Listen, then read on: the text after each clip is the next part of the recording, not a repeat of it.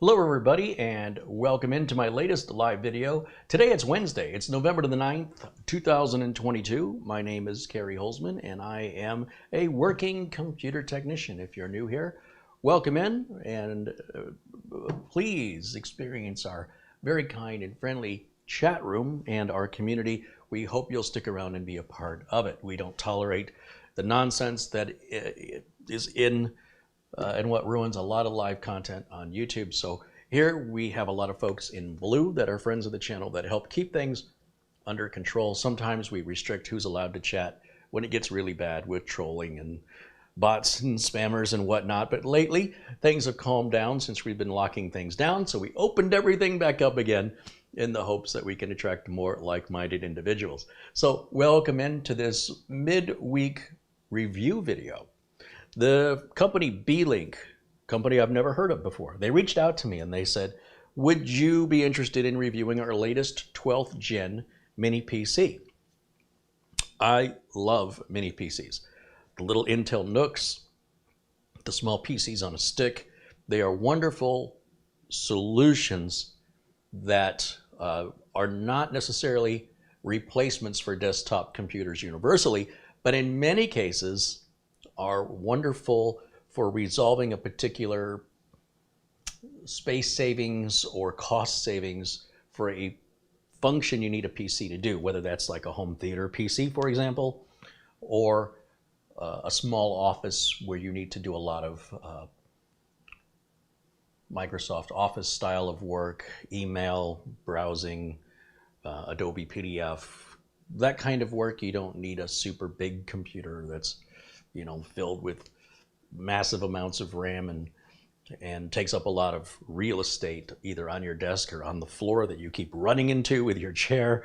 So these little mini PCs are so wonderful in so many different applications that I just can't get enough of them. And so these are not to be confused with or even fairly compared with very expensive desktop computers designed for gaming or designed for extraordinarily heavy workloads or resource-intensive workloads. These machines are designed to a purpose. And with that in mind, I thought we'd unbox it and experience the first power on and see what it's all about. I really don't know much about it. The specifications are in the video notes below the video, and thank you to all my friends who are already there in the chat room as we get a little bit of an early start to today's video. Want to make sure everybody can see and hear me okay before I move forward, so just a little feedback on that before we start is appreciated. Hello to all my friends in blue and friends in white, perhaps are new here. Thank you for joining us. We hope you stick around. We hope you'll enjoy this content. My videos are long. I do things old school. I want to show you every step. I want to show you every mistake. Whether it's a mistake I make or it's usually a mistake I make, I want you to see the reality of what time investment there typically is in reviewing products or repairing PCs or building PCs. None of this highly polished edited stuff where you put 70, 80 hours into a 45-minute video and everything's always perfect all the time.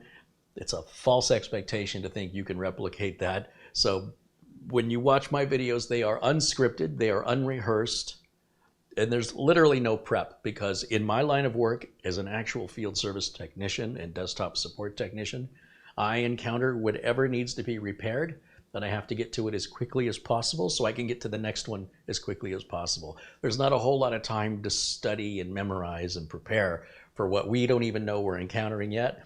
But what we have to do is act on our feet, quick with results, and to get it right the first time as often as possible so that we have happy customers. It saves them money, and our customers hopefully don't have to wait too long. I like how I say our customers. It's just me, my customers, because there's only one of me with no employees. People have to get queued up in a line quite often. I can't help two people at the same time. If one person monopolizes my time, I could lose those other customers who get tired of waiting and they take their business somewhere else, and it can cost me a lot of not only current revenue, but future revenue that client might have brought to me. So it's in my best interest to help my customers as quickly, as accurately, and as inexpensively as I can, and to help as many of them as I can. I'm sort of like a fast food computer tech in the sense that sometimes customers, They want to talk with me and have me tutor them for hours on end, and I don't have time for it.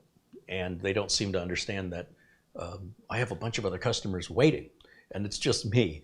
So sometimes I'm not the right fit for certain clients that need their hand held for an extended period of time. However, for people that want to get things done quickly, get it done right the first time, have somebody that is the only person doing the work, the only person taking the support calls, you're only talking to one person.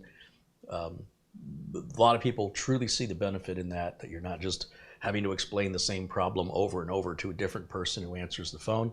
And so everything gets done with a certain consistency with regards to how it's done, when it's done. And of course, if there's any questions or problems, you talk to the person who did the work. And so for people who see the benefit in that, well, they keep me busy. Now, I often, I sort of have a rule that I don't sell something to a client unless I've had hands-on experience with it, because it could cost me a lot of money in support and in it could be damaging to my reputation. So when a company will reach out to me with a product that I genuinely would consider as a potential solution for any of my clients, first and foremost, I have to evaluate that product. And I don't want to be closed-minded to new manufacturers or smaller manufacturers, because when there is a real value to be found in this industry, it's often from smaller manufacturers you might never have heard of, but that doesn't automatically make them less desirable or less capable with support or quality. So sometimes they are, but it's not always. Now, this company, Beelink, I don't think I've worked with them before. However, I have worked with similar form factor PCs, and they're all pretty much the same when it comes to what you can expect from them. And this is the latest 12th gen. So I'm expecting a little bit more, given that it's a 12th gen processor. I'm not quite sure. Well, I guess I can read the box with regards to what the specifications are. It appears to have 16 gigabytes of RAM, 500 gigs of storage, Wi-Fi 6, which is 802.11.8x, and an AC adapter that works from 100 volts to 240 volts, auto switching 50 to 60 hertz. It's a 19 volt output of the adapter at 6.32 amps. Ooh, that's kind of high. It's an Intel Core i5-1235U processor, which I know nothing about. The manufacturer is Shenzhen AZW Technology Corp, which is located in Shenzhen, China. I'm not even sure I'm pronouncing these names correctly. However, everything's made in China these days, right?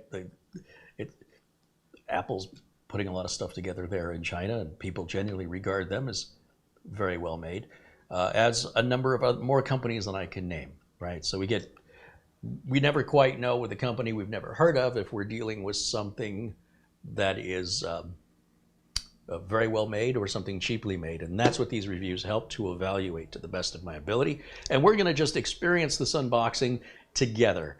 Never turned this computer on before. I have no idea. Is it noisy? Is it fast? Is it slow?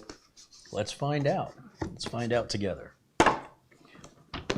I like to do the unboxings only because I want you to see how things compact.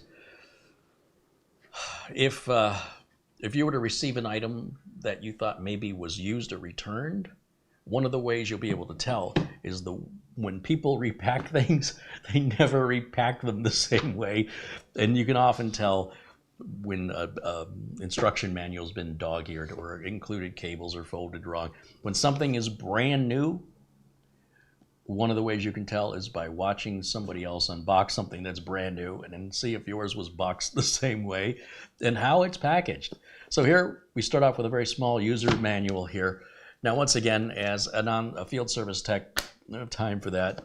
We'll set it aside just in case we need it. We have a small piece of foam there. And then somehow we're supposed to get this out.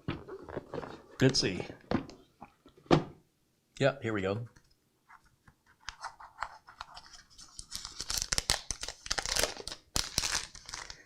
This is the entire computer. So for those of you who aren't familiar with the Intel NUC or next unit of computing, this appears to be a very similar size, both in width and height, and it has a weird fabric on top. I've not seen that before. It's not quite sure how that's gonna be for dusting. Sometimes fabric like this, I live in Phoenix and it's very, very dusty.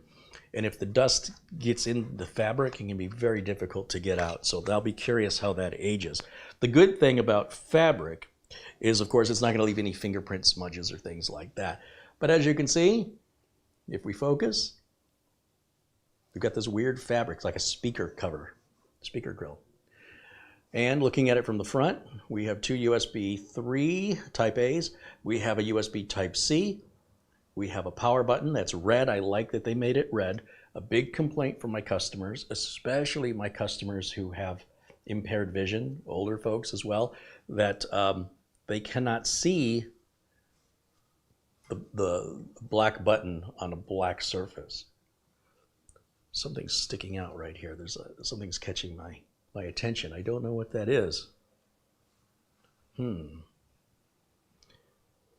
Well, I'll put my glasses on and take a better look at what that is. Okay, so there's the front. Turn it to the side. We just have a grill here for something. I guess that's for the air to blow through. And it's the same on the other side. On the back, take a look at what connectivity, more air venting up here.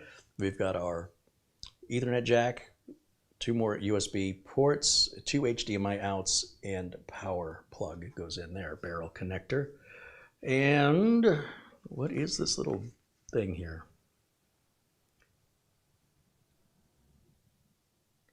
We have some instructions on the bottom.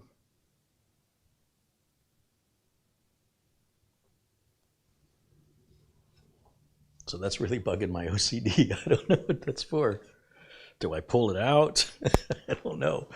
It's really weird. I never, I didn't notice that till I brought it up to the camera. What does this say? It's got something written on it. You know what? I think all this is like a tag on the back of a shirt. I think they just it's just like a label. So I guess that's supposed to be there, but I don't know who's supposed to see that. That little pinhole there, that's a reset, and they've done that in a way that would require the tip of a pen or a pencil so you don't accidentally press it. And ideally, you would very rarely ever need to hit the reset button. That would assume the system has stopped being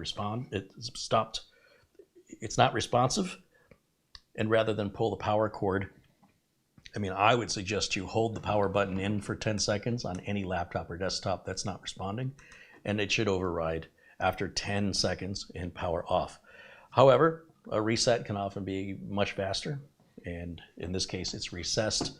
Nothing worse than accidentally hitting a reset button and losing all your unsaved work. In the box remaining, well, there's still some weight in here. Another piece of foam. We have a power adapter right here. We have a power cord. We have what is this? We have a very, very short HDMI cable. I don't know why. And then we have a longer HDMI cable. Now that's unusual because usually HDMI cables come with a monitor. And since this does not come with a monitor, I suppose the reason they're including these is there is what appears to be a VESA mount back here, with the idea being that you can secure this to the back of your monitor. Now this is assuming your monitor has its own stand and that the holes in the back of the monitor are spaced appropriately for this to screw on, and then this would attach right down here at the bottom, and then you wouldn't want a 6-foot HDMI cable or a 5-foot HDMI cable when you only needed a few inches to go from the PC to the monitor. And if you were running two monitors, you'd obviously need a slightly longer cable to reach to your second monitor. So I'm imagining, as a technician, why that's in there. I'm sure the instructions explain it, but that's my best guess, just using logic and experience. And so we don't need any of that other stuff right now. We'll put the rest of this back in here, and we'll leave the instructions out in case we want to refer back to them. Now this does advertise it's 10 cores, which sounds good to me. Cover this back up. this out of our way. And we'll get this bad boy fired up. So, hope everybody's having a good Wednesday. We're midway through the week. Before you know it, Friday's going to be here. And then Thanksgiving's going to be here. And then it's going to be the holidays. And then New Year's, of course, wrap up our holidays. And then we're into 2023 and we start the year over. Man, time's moving quick. Welcome in once again. People just joining. I see some familiar names in the chat room. There's Stealth Mode and Blackwatch and Sarge Tech. And there's our good friend Rick Lakes and Sergio Kochet. And more than I can name. Let me make sure I select my viewer activity tab now on YouTube so I won't miss any contributions. Now, with regards to this product on Amazon, I do have the Amazon page up here, and we will take a quick look at this. I just need to be able to share it with you here. Here it is. So before we fire it up, let's just take a look at how this is being advertised on Amazon. And how do I do that? I've got to go to my window capture. Window capture. There it is. Back over to properties, and that should, let's see. Let me just put myself, oops, that's not me. Where am I? I'm going to put myself right up in a corner. That's what I'll do. Maybe this corner will be best. And let's take a look at the page.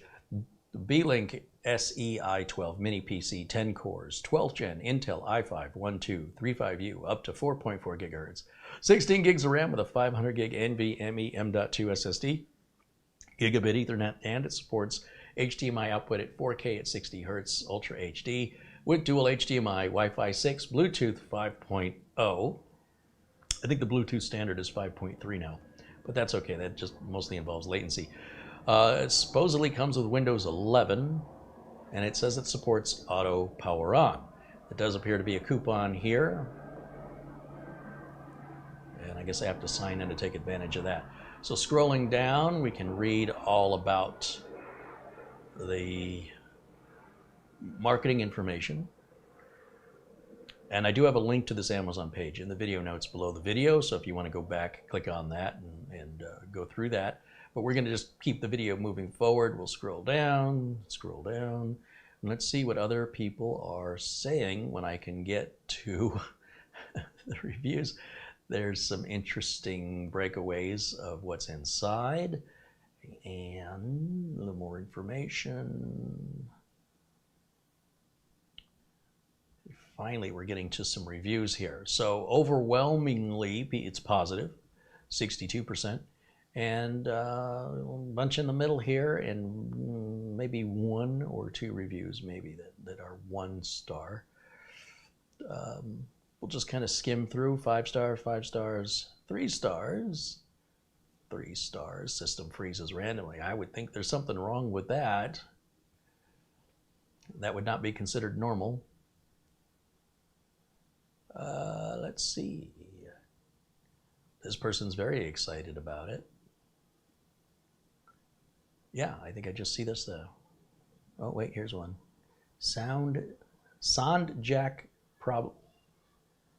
Okay, so it looks like 2 1-star reviews here, and it seems like some people might have gotten some defective units. That's not, I don't know that it's fair to give a review based on a defective unit. For all we know, it was shipped fine, but was built fine, but for all we know, the delivery driver at the last mile of delivery drop kicked it to their front door, for all we know. So I'm going to give them the benefit of the doubt here, because clearly the reviews are overwhelmingly positive, and the product is still a brand new product. We only have 58 ratings on this.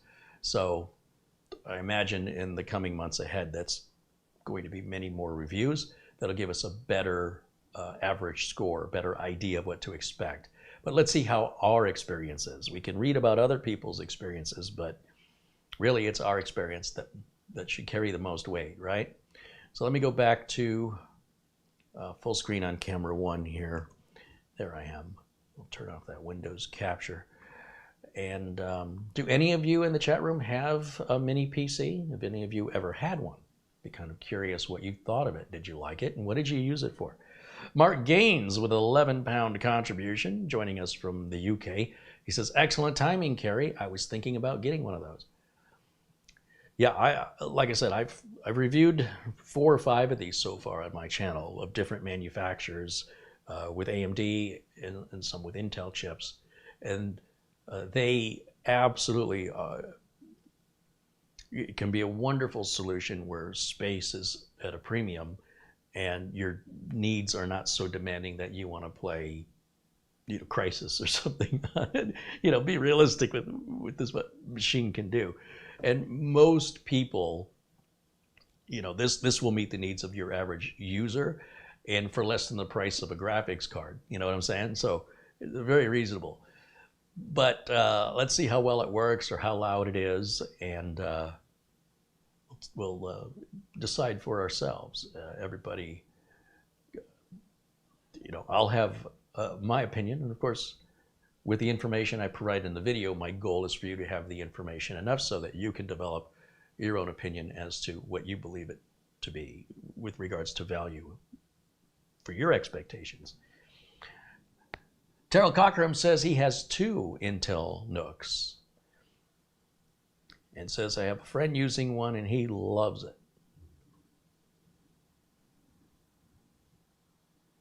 Sarge Tech says, I wonder what the cooling technology is for that tiny thing. The power brick is almost the size of the unit. Well, that holds true for the original Intel NUC. Back in 2013, April of 2013, I reviewed the very first Intel NUC. That Intel NUC was an i3. It has a very similar cooling solution to a laptop, nothing really unique there. And it's still in use. The person that owns that still uses it for remote. They log into their work remotely. They've been using it since April of 2013, but they were using it, and since the pandemic started, they're using it more than they've ever used it before. Still holding up just fine. Now, honestly, to get them something newer, more modern, and not an i3, I'm sure they would notice a speed difference. However, apart from what it takes to get signed in, logged in to their remote work, there might be a slight little delay when they click on something to bring it up. But overall, most of the delays happening in the remote connection anyway. But I still think they would appreciate something that was many generations newer and would notice it being more responsive. But they'd still be doing the same work. It wouldn't make them any more productive. Now, the good thing is we know that machine is very good. We know it's reliable. It's all the original parts. It's still running the original SSD. It's still running the original RAM. And I think we upgraded it. Initially, it had Windows 7, and now it has Windows 10. Many new machines now are coming with Windows 11. So I believe they said Windows 11 is on this, and that's fine. I wouldn't upgrade Windows 10 to Windows 11 because I don't see any point in it. But at the same time, I wouldn't downgrade Windows 11 to Windows 10 because I don't see any point in it.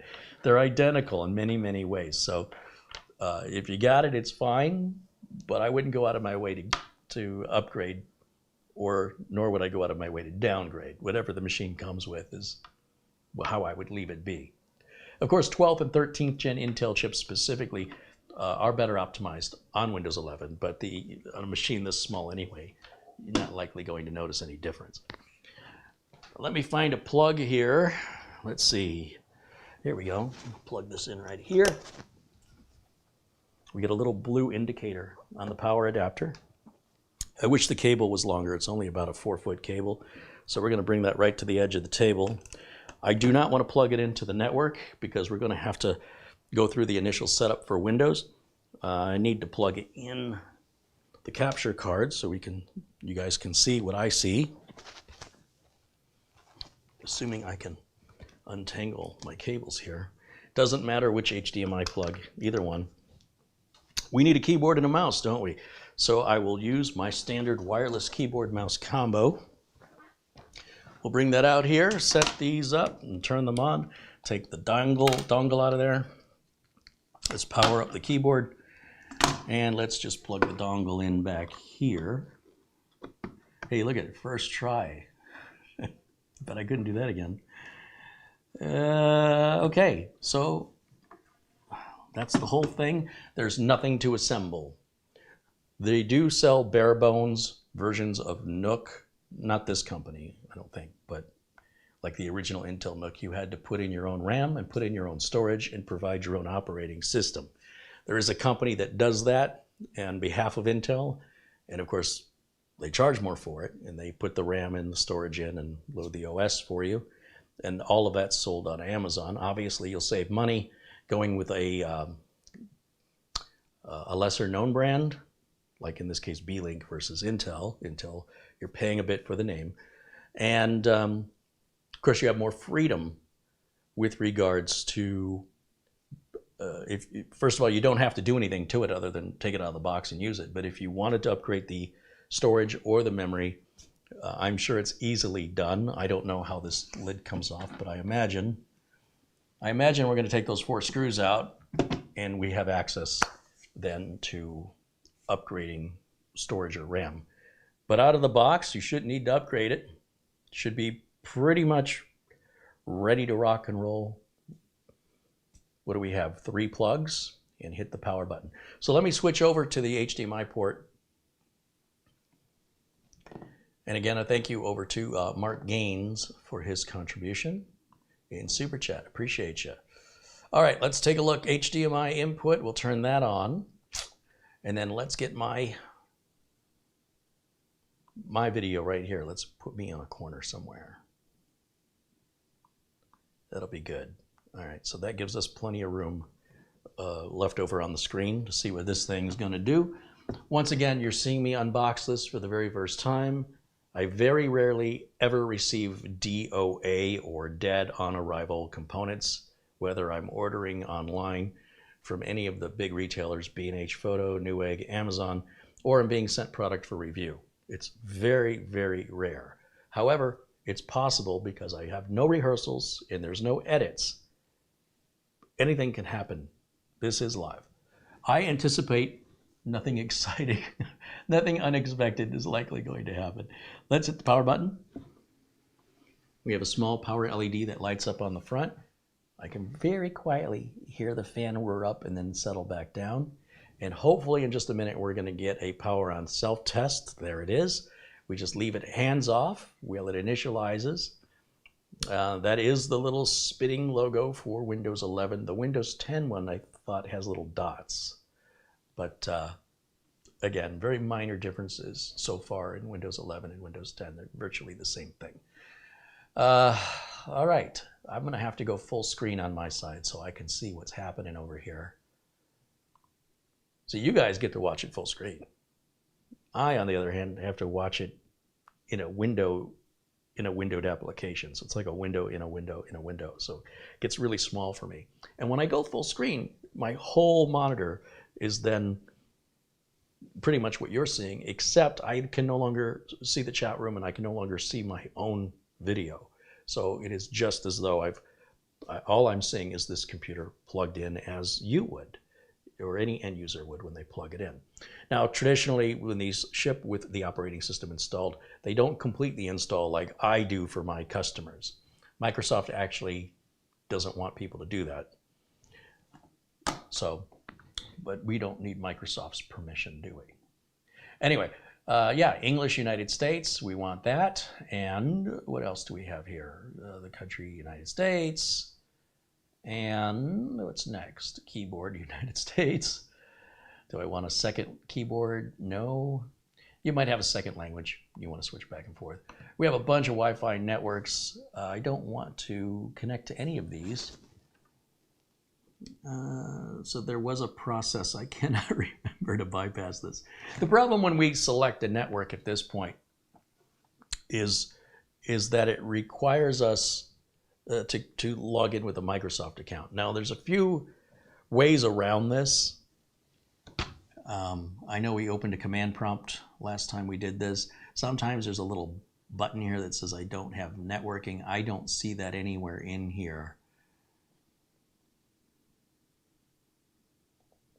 So let me just take a look over at the chat room and see if anybody has shared what those steps were to get us through that command prompt. I would either have to do a quick Google search or go back and look at the video. Or I'm hoping somebody in the chat room there can provide the information for me. Darnell wants to know, why not add a second monitor? Well, I don't have a way to add a second monitor that I can share with you, not easily, but you absolutely can if you want to, but there's no benefit to me doing that in a live video. Let's see.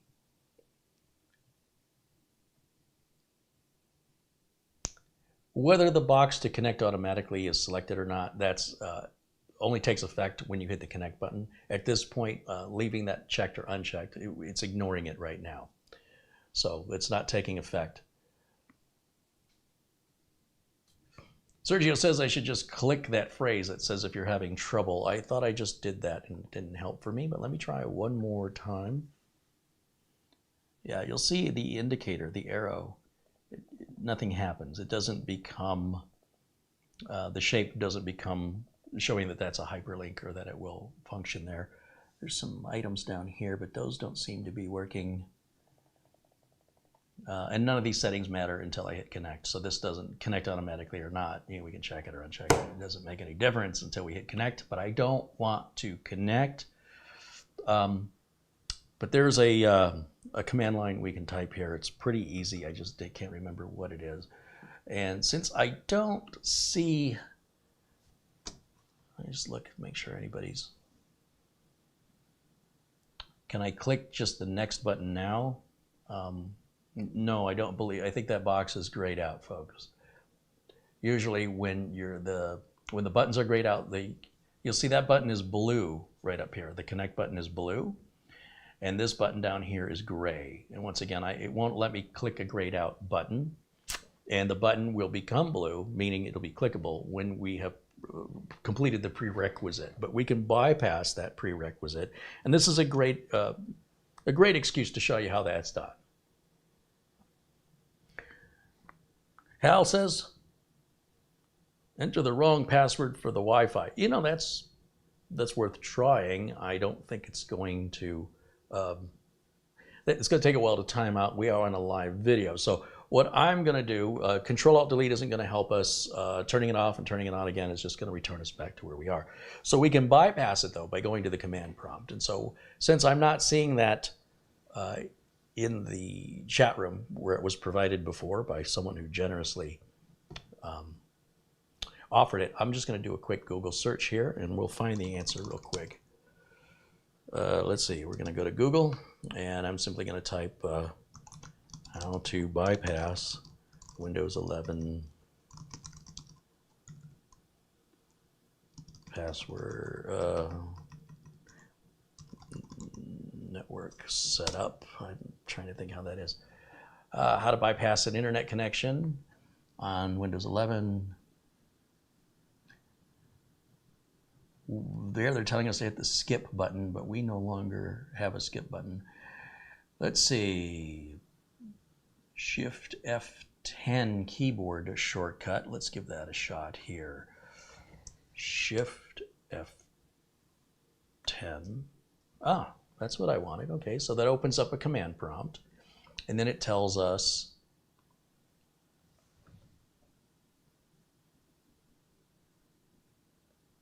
to type in the command line OOBE / bypass. Oh, I can't read it from this far away.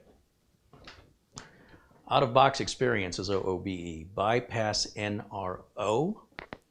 And we just need to type that in at the command prompt. So I'm going to go back to, full screen so I can, this text is super tiny. We're going to go back over here, and we're going to type in bypass. Why is it not typing?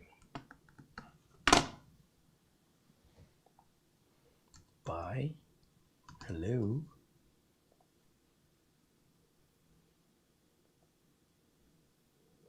Did I push the wrong keyboard? Am I on the right one?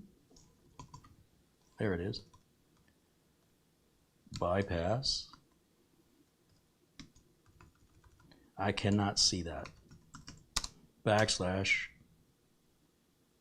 wait, OOBE backslash bypass NRO, enter.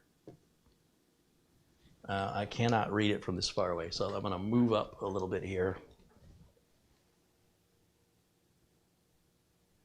OOBE is not recognized. Okay, hold on. I might have missed a step here. Let me just double check. I'm going to double check.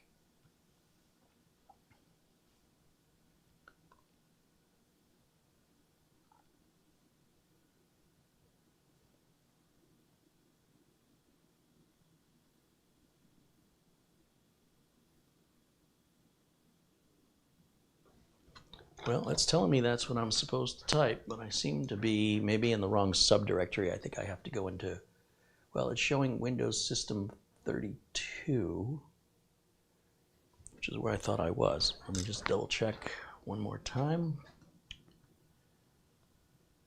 Right click, full screen for carry. Where am I at on the screen? System 32, OOBE backslash bypass NRO.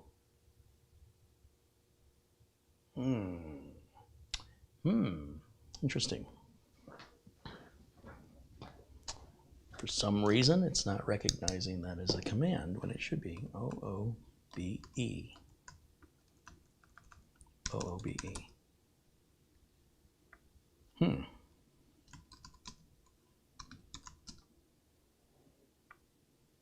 Well, that's a puzzle. That's a new one.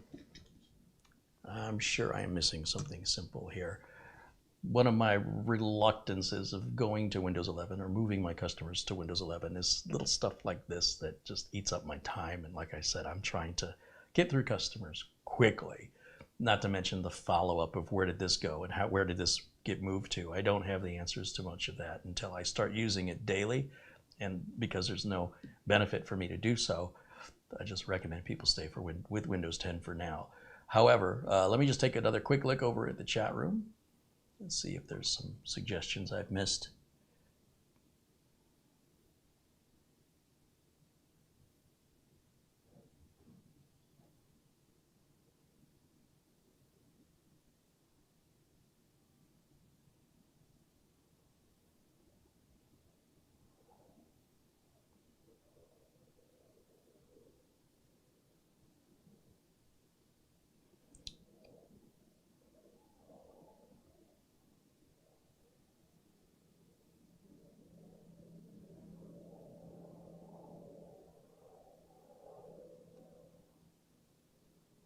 I'm just looking through your suggestions, which of course I appreciate. I don't know why we're not finding OOBE as a command. It's not showing a valid command.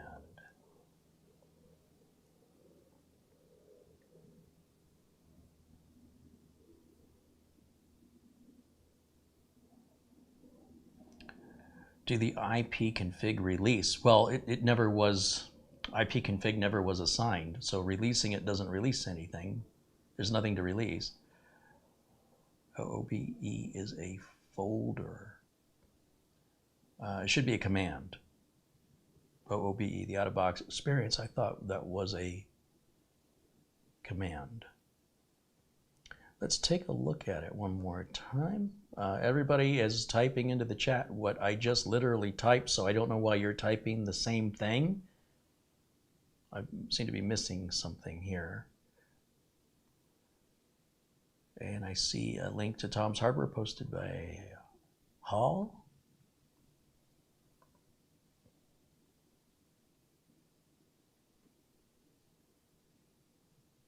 Let's see if there's, well, that's a page not found on that link for Tom's Hardware. For some reason, it's incomplete. Commands are not case sensitive, only passwords. Email addresses are not case sensitive and commands are not case sensitive. Sergio recommends typing it all is one line, OOBE backslash bypass NRO. We can give that a shot. That's possible. Usually this Backslashes or forward slashes are what we call switches in command line structure, and it's talking to the computer. If you remember, if you were around in DOS days, it doesn't affect the command, it affects the switches or the options within that command. So if it's telling us it cannot find OOBE, then any switch we put after it likely won't work. However, let's just give it a shot because, you know, I've been wrong before. That would definitely be a difference in an operating system's translation of commands, which I would find stunning. But let's just type OOBE backslash bypass NRO. And of course, if it can't find the OOBE command, then any switch that we put to activate the options within that command in a DOS structure, a command line structure, you have to make sure you have the command before you can set any options to the command. And whether we type that in uppercase or lowercase should make absolutely no difference because it's not a password. Only passwords are case sensitive. Nothing else is case sensitive. Let's see, OOBE bypass NRO. Now the only difference is I've typed it in caps. And we're going to get the same exact, we're just going around in circles. But that's just to demonstrate how that works. And again, only passwords are case sensitive.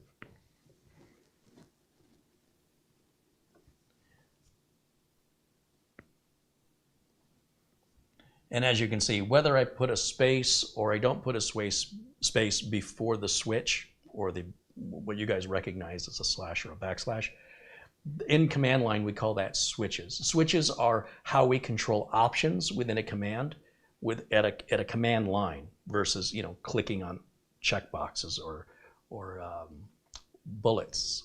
You know, you have the little dots you fill in on the graphical user interface. Before there was a graphical user interface, we did everything via text.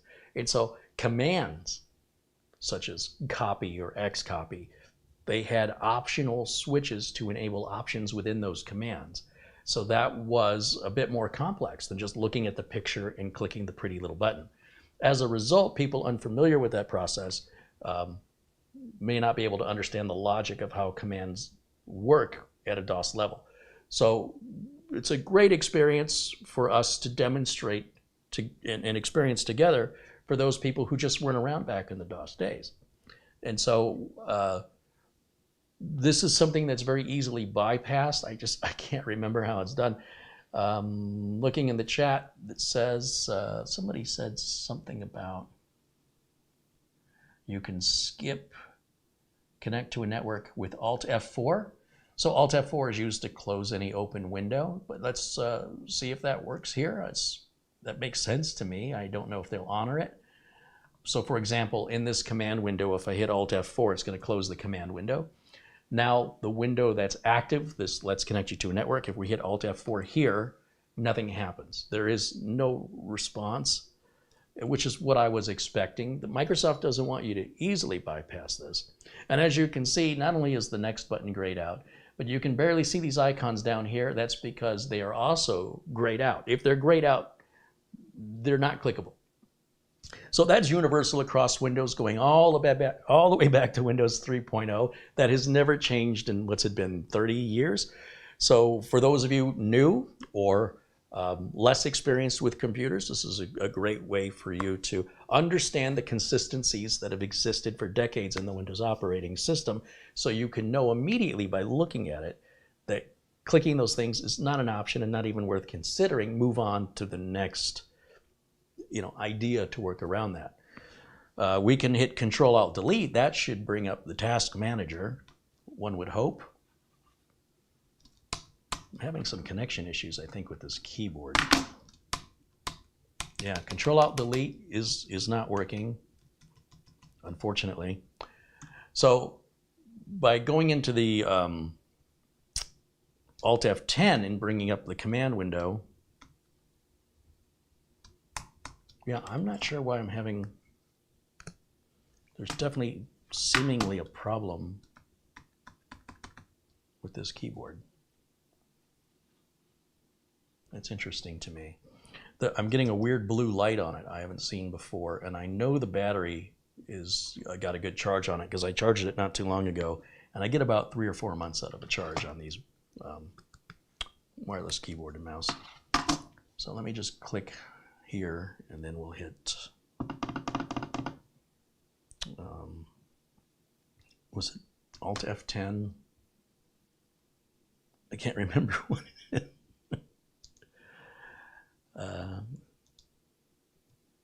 Yeah, it's really bizarre. That's very strange. And it's frustrating, right, that Microsoft is forcing this. And again, there's always workarounds. It's something you wouldn't mess with on Windows 10. It's very easily, there's the option to skip past it. Microsoft will probably change that. Not that it matters, since Windows 10 only has like 3 years of life left in it anyway. But they're definitely going to be pursuing and locking this down more and more. This is only the beginning. This is only an introduction to what's coming from Microsoft in regards to treating Windows as a service, requiring internet access, and forcing you to have an account. So let me just look back with Shift F10, not Alt. That's why I'm screwing up here. Shift F10, that's better, thank you. And then again, OOBE /bypass NRO is simply not going, it's not going to work. In fact, I'm not even getting any text on the screen, which again is some keyboard issue I'm having, which I don't understand why I'm having this issue. There we go. I guess I just hadn't selected the window. OOBE /bypass NRO. Now, I don't know what just happened there, but it looks like it took effect. Let's see what happens. Not quite sure why it wasn't working before, except I did change the directory. And maybe you've got to be in that System32 directory, which makes sense to me. Now, I'm assuming the system's bypassing that. I don't know what it's doing right now. One of the downsides, I suppose, of going live on a video with a product you've never used before and with an operating system I don't know all that well, because quite frankly, none of my customers have this. There's no need for me to know it. My knowledge and experience is useful with Windows 10 to get in and out quickly. And while I do have a couple of home consumers that have gone to Windows 11, I have not had any opportunity to work with them on it. Any problems they've had in Windows 11, they've sort of been on their own to resolve. That's what Google is for, and besides, it saves them money by resolving it on their own. But Windows 11 has been out over a year now. There's certainly nothing to be afraid of. It's just a learning curve, and this is an example of that. And it does appear that that command has worked. Let's see what happens this time. It's going to ask us the same questions again. I'll click yes, and I will click yes, and I will click yes, and I will click skip. Now let's see if we can bypass this. Now the option I don't have internet is blue. You see, it's not shaded out anymore. And thank you to my friends in the chat for assistance with that. Since I am live, I hate to do Google searches and whatnot when I'm live. Do we want to get started now? We're going to not get started now with a connection. We're going to say continue with limited setup, which is all I've been looking for this whole time. But you can see that it's very easily done when you know what the steps are. So it's a great opportunity to share that with everybody. And once again, I have a wonderful community here, very knowledgeable community, who saves me the effort of having to go look it up myself. It says enter your name. In this area, I just typically write the word user, since we don't really have a customer for this. I leave the password blank, and we're just going to let it, I turn off everything but location settings. These settings can be adjusted either way in the control panel once the system is in the hands of a customer. This is my personal preference, and then we're going to hit next and accept. And now it's resetting, I guess, rebooting. Well, maybe doing some driver installations, and we wait for it to take the settings that it's asked us for, and then apply them into the Windows install.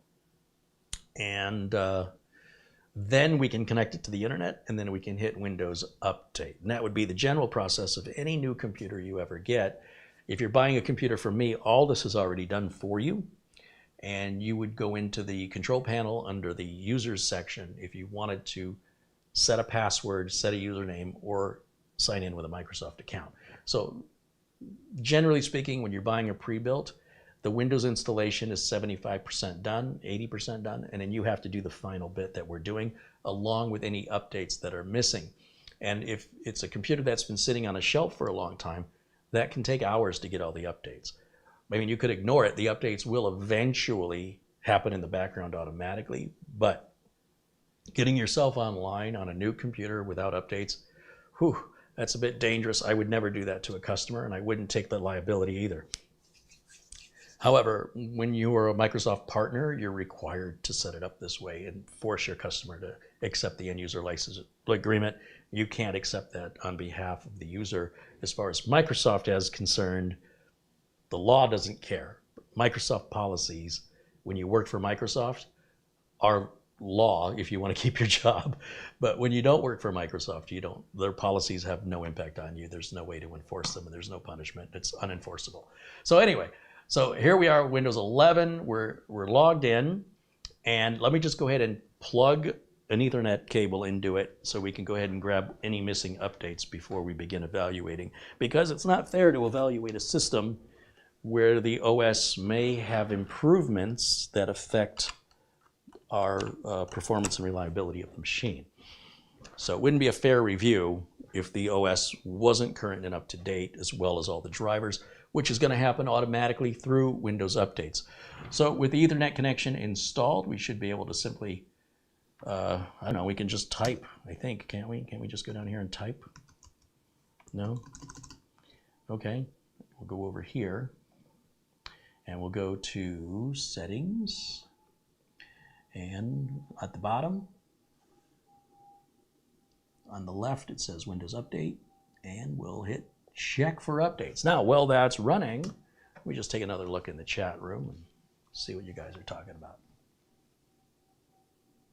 Serge says, Carrie, what's a good phone number we can reach out to you? I have an issue. I would like to speak with you. You can't. I have 10,000 viewers every single day. Can you imagine if I just said, hey, call me? Somebody's got to pay the phone bill. Somebody's got to answer the phone and spend time with people on the phone. So when I have paying customers trying to reach me, I can't have them getting a voicemail where I am constantly tied up because strangers on the internet want to talk to me. However, if you want to set up a consultation with me, you can submit a payment through PayPal, and then I would respond to you with a phone number, and we would schedule a time to speak. I am my only employee, and as you can imagine, the number of requests I get for people that want to talk to me, while it's flattering, it would take 47 hours a day just to talk to people, and I wouldn't be able to get any work done.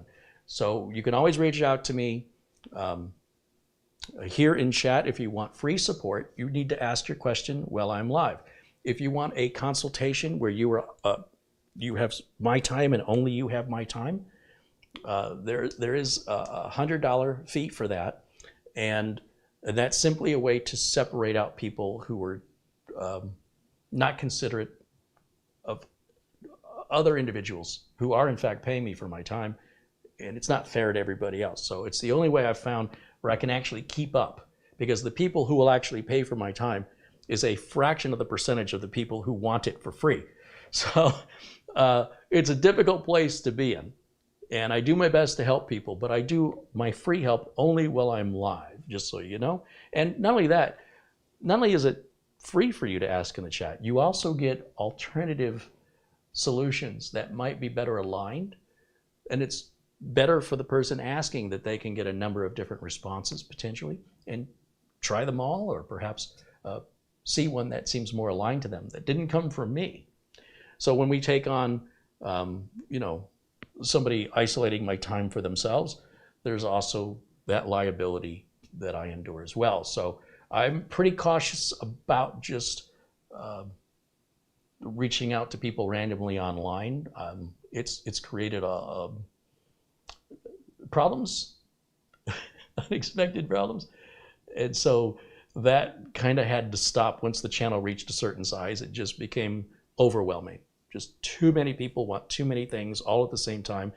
And I don't know if they don't think that there's other people asking the exact same things from me, or I'm not quite sure what the thought process is, but I always make sure my customers are prioritized, right? Paying customers, the bread and butter of my business.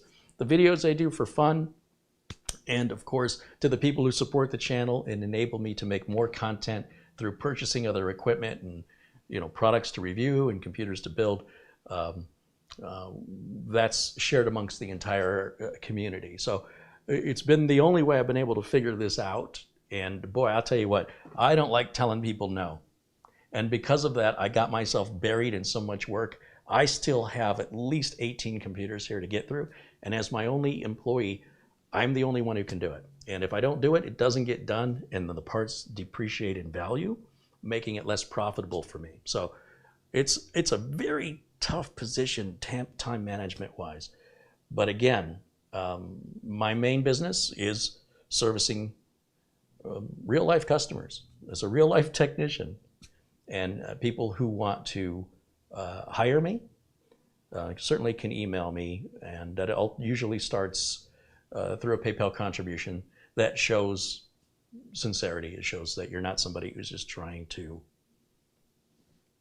I don't know, take advantage. And it's very hard to tell on the internet who is sincere from who isn't. It's a difficult place to be. However, I just want to explain it to you so you can understand my position. What does OOBE mean? It means out of box experience.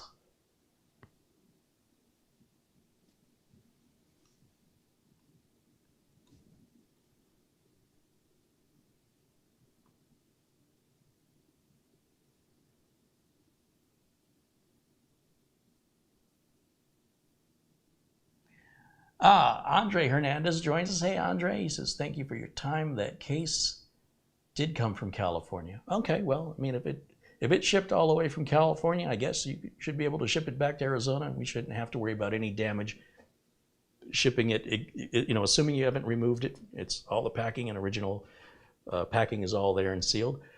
My concern, Andre talked about shipping a Corsair 200R case to me that's brand new in a box.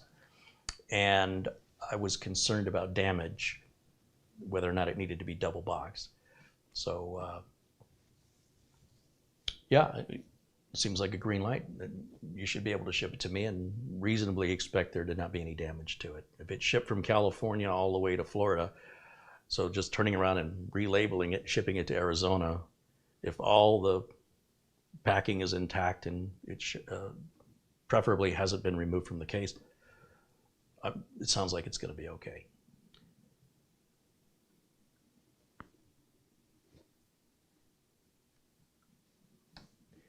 Eddie Sawyer says hello. Who else do we have here in the chat room?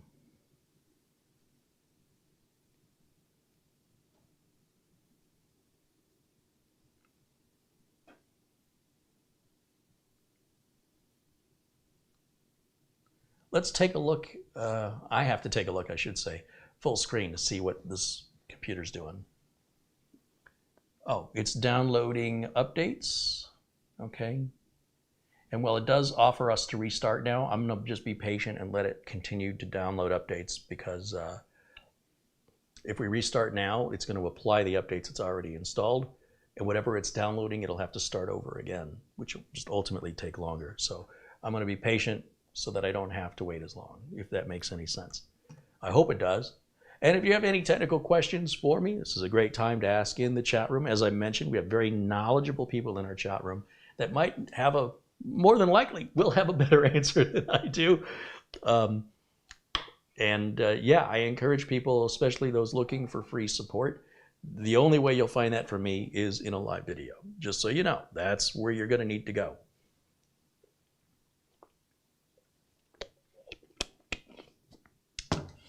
All right, let's see what else you guys are talking about in here. Oystein, who watches us all the way from Norway, contributes 50 Norwegian krona. He says, it's so nice to sit down in front of the PC and watch a quality YouTube video after finally finishing an expensive divorce. Keep up the good work, Carrie. The old joke is, do you know why divorce is expensive? Because it's worth it. Let's just take a look here. Thank you, Oystein, for your contribution, and thanks to all my friends in the chat for the solution to bypassing that ridiculous requirement for Microsoft.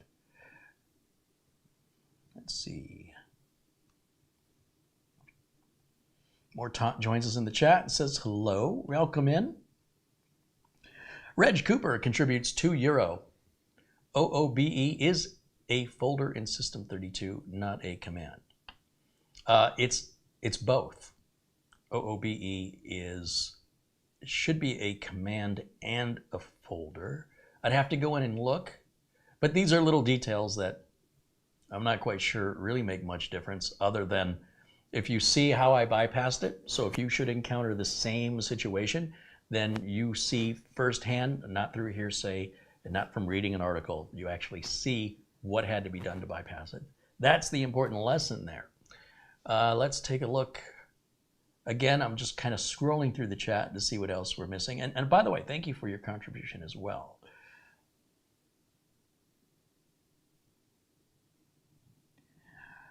Maxtor says it's not a switch, but rather bypass NRO is a command line. I haven't seen the ability to go to a subfolder without first entering a backslash. So if it's possible that simply typing the folder name with a backslash for the name of an executable within it, that's new to me. I haven't, and I don't recall that being functional in DOS. But either way, regardless of the technical aspect of what's actually happening there, the important, see, here's the thing. Here's what I'm trying to get to. If OOBE is the folder name and bypass NRO is the executable name, then the instruction should be to change the folder to OOBE. And once you're in that subfolder, then execute the file, bypass NRO. That's how I would have written the instructions if it was me writing it. I'd have to go and look in the file structure to verify this, but nonetheless, it's something that's easily verifiable. And regardless of the education of command line switches, folder structure, well, I could stand to be corrected on that, and I'm not suggesting that I'm beyond that. I am saying that it's a bit off topic. I was trying to make a point, and in trying to make that point, you guys, some of you have latched onto that rather than what I was attempting to accomplish, which should have been the focus of the discussion. But nonetheless, for those that are very technically minded and want those kind of details, it's something you could very easily verify. It doesn't change the steps, but it certainly may change the reasoning that I was using to explain command line switches. So again, if it's an executable file, and I'm not doubting you, but I just don't know, then I would have suggested you type CD space OOBE enter, then type bypass NRO enter. That's the way the direction should have been written, in my opinion, if in fact that is an executable file. But regardless of that, doesn't really matter as long as we're able to accomplish what we've set out to do. And if we want to be developers and if we want to be programmers, and we're going to be tested on that later, then it's important we get that all straight. But for the exercise that we're demonstrating today, I just wanted to show how to bypass that, because it would appear to most end users that's not possible, when in fact it's quite possible and very easy, as we demonstrated. So I hate the idea that we're getting hung up on a technicality and that we would take time away from moving forward to be held backwards, and not only backwards, but sideways. We're not even in that direction, to no different result. So again, if that matters to you, you absolutely can verify that. It's very simple, but the step is the same regardless. Now, as I continue through the chat, I want to see if there's other questions that continue to either move us forward or are related to the device or to the work we're doing, at which point I would be happy to address those. Mike Visions with a £2 contribution says, hello, Carrie, and all in chat. Hey, Mike, welcome in. Thank you for supporting the channel. LRCX joins us from California. Welcome in, Larry. Shamim says, what do you think about upgrading to DDR5? Is it too soon? Is it worth it? For me personally, I don't think it's worth it. For you, that's for you to decide. Give it a year when the prices are more in line with DDR4. If it was twice as fast as DDR4, I could justify paying twice the price. But it isn't twice as fast. It is twice the price. It was 3 and 4 times the price. So already the price has become more reasonable. But when compared to DDR4, for most people, you're not going to see any difference whatsoever in real life. Now, if you have a super high-end flagship processor like a 12900K or a 13900K, and you want to pay extra for a motherboard that supports DDR5, and you want to pay double for the same amount of RAM in DDR5 format, you will see maybe 10 or 20% increase in RAM resource intensive activity. That doesn't apply to most people, and certainly if you don't have a flagship processor, you'd be better off upgrading your processor. But that's my opinion. When DDR5 becomes the standard, give it a year, price will be more reasonable, and there's going to be faster DDR5 available. I promise you, next year, the speed of which the DDR5 RAM operates, there will be options of higher speeds than are available today if that's important to you. Depends on how you use the machine. For me and any of my customers, I advise them to stay away from it. It's just not worth the money. You're going to pay a lot to get just a little tiny bit of benefit, and that's assuming you would get any benefit at all. In other words, if you were to get a benefit, you'd have to have a super high processor, high-end processor, and you'd have to have some pretty super high-end intensive tasks that you're running. And if you fit that category, then it would be worth it for you. Maybe. But for me and my customers, not yet.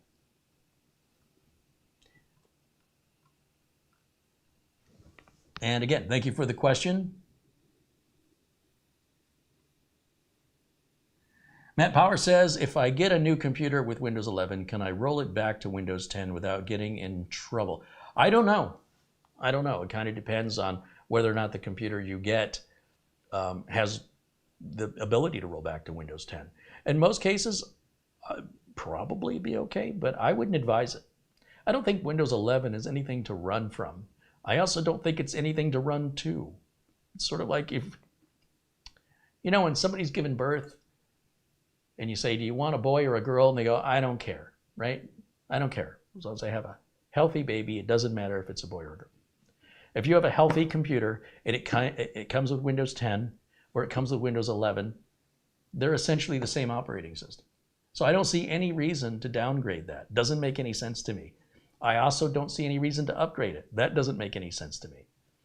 Because this computer came with Windows 11 and it is a 12th gen processor, and Windows 11 is better optimized for Intel 12th and 13th gen processors. There is a reason to keep it. In reality, will you notice that optimization? Probably not. Is it possible there are some parts of the motherboard that will not function in Windows 10? Some features? It's possible, yes, absolutely. And Windows 10 expires on October 14th of 2025, at which point you'll be forced to then turn around and undo the thing you undid to put it back the way it was. So you're just going to walk in a big circle for no apparent reason. You won't be able to hold on to Windows 10 after it expires. Doing so is only hurting yourself. You're not getting away with anything. So, well, you probably could downgrade to Windows 10. I don't know why you would. You will have to upgrade it to Windows 11. You will have to. So if you've already got it, better to start learning today than to have to learn 3 years from now, because then you're going to be 3 years behind. But at the end of the day, it's your computer, it's your experience, and what ends up happening is your benefit and your consequences. I cannot predict the future, and not all computers are the same. Some may be super easy, some may be very difficult. There is not a one-size-fits-all. If you're looking for a one-size-fits-all, Apple computers is better aligned for somebody who wants a blanket answer that applies to everybody no matter what, and they charge a lot of money to do that work for you. They limit your abilities, they limit your freedoms, they limit your options, and in doing so, they can guarantee an experience of reliability and performance that is the same as everybody else. In the world of PCs, the idea is that you're able to customize to your needs and express yourself and to have competition and choices of different video cards, motherboards, processors, RAM, cases, power supplies, storage devices. There's thousands upon thousands of variables of combinations of hardware. And it's amazing that Windows just works well. Apple is a hardware company. They're not a software company. And they make everything the same. There's a few options this way and a few options that way, and that's the end of it. And there's no competition. There's no real third-party options. There's a couple, but nothing like the world of PC. So if you find that appealing, I think you'd be happier as an Apple owner, honestly.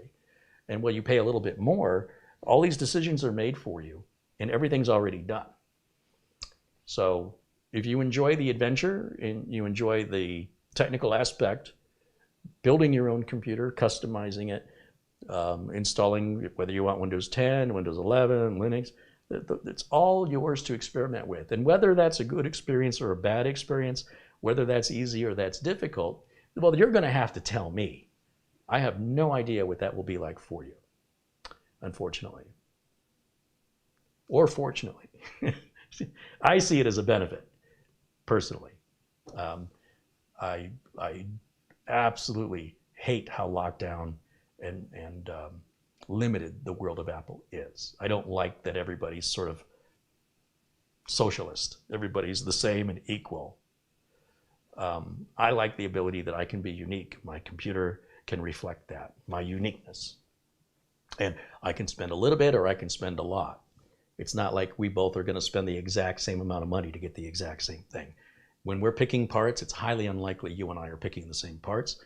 And it's highly unlikely you're going to pay the same for each part that I pay. But if we're buying Apple, I guarantee we're all paying the same. So if you see an appeal to that, you definitely should look into Apple computers. They're not bad. They're just not for somebody like me. I enjoy my freedom of choice.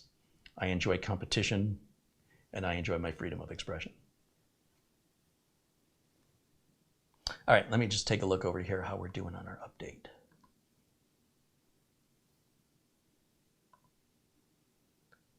Looks like we're ready to restart. Okay. So again, while that's restarting, let me go back over to the chat and pick up where I left off here.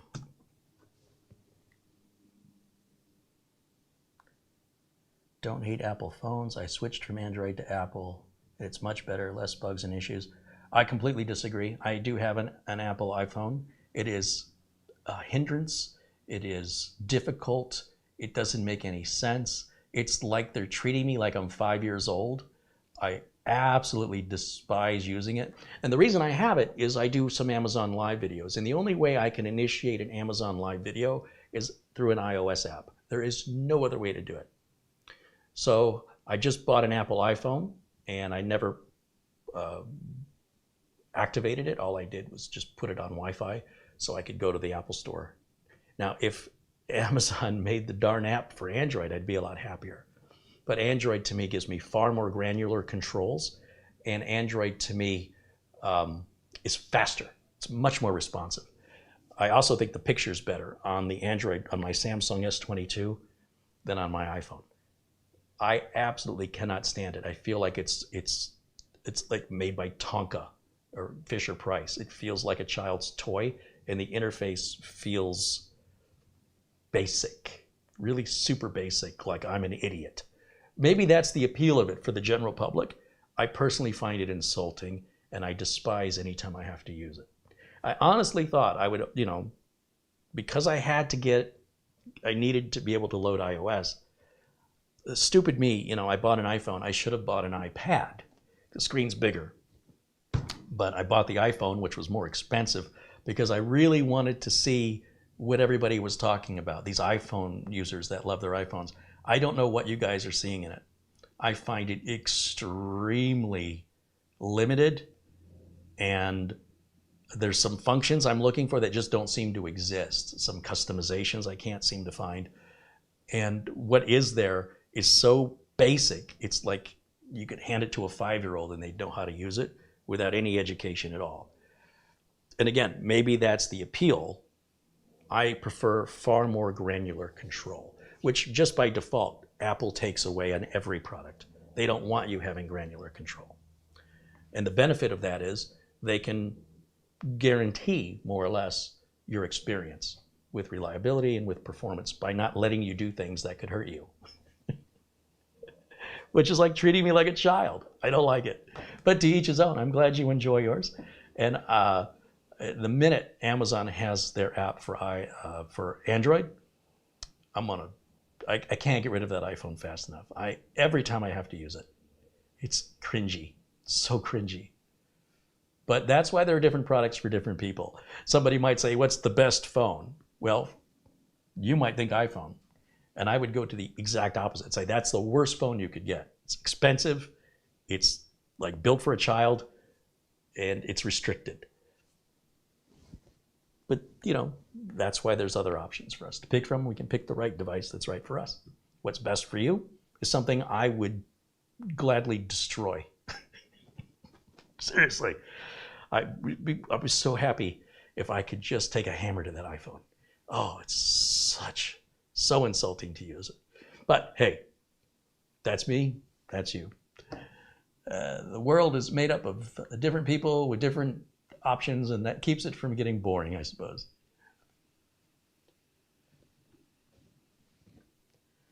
Mortant said he has a Samsung S22 Ultra. Yeah, my preference, I like the Samsung Galaxy phones, and I can tell you right now, the S23 comes out, I'll be getting it probably on day one.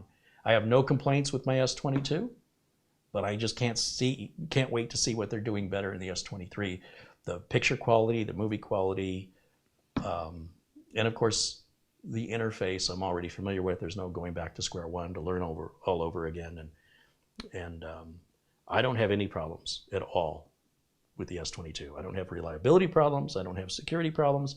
I get regular updates to the Android operating system.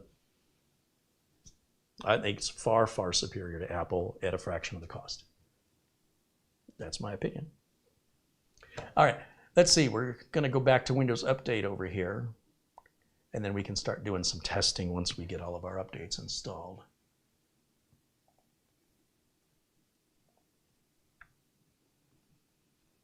I don't know why I keep scrolling down there.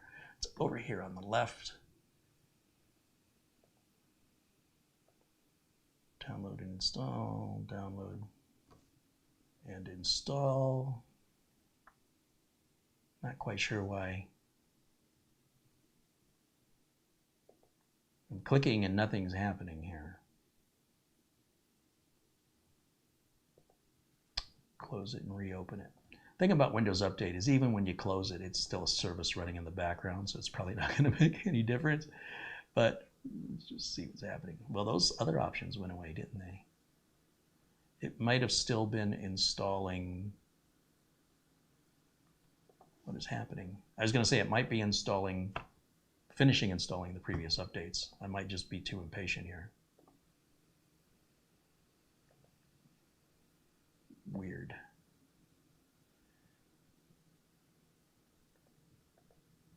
There is an Intel driver, it appears, that is failing for some reason. That's a new one. And I don't think that's a fault of the machine. I'm going to reboot one more time, but it may be just a driver incompatibility that's causing this issue.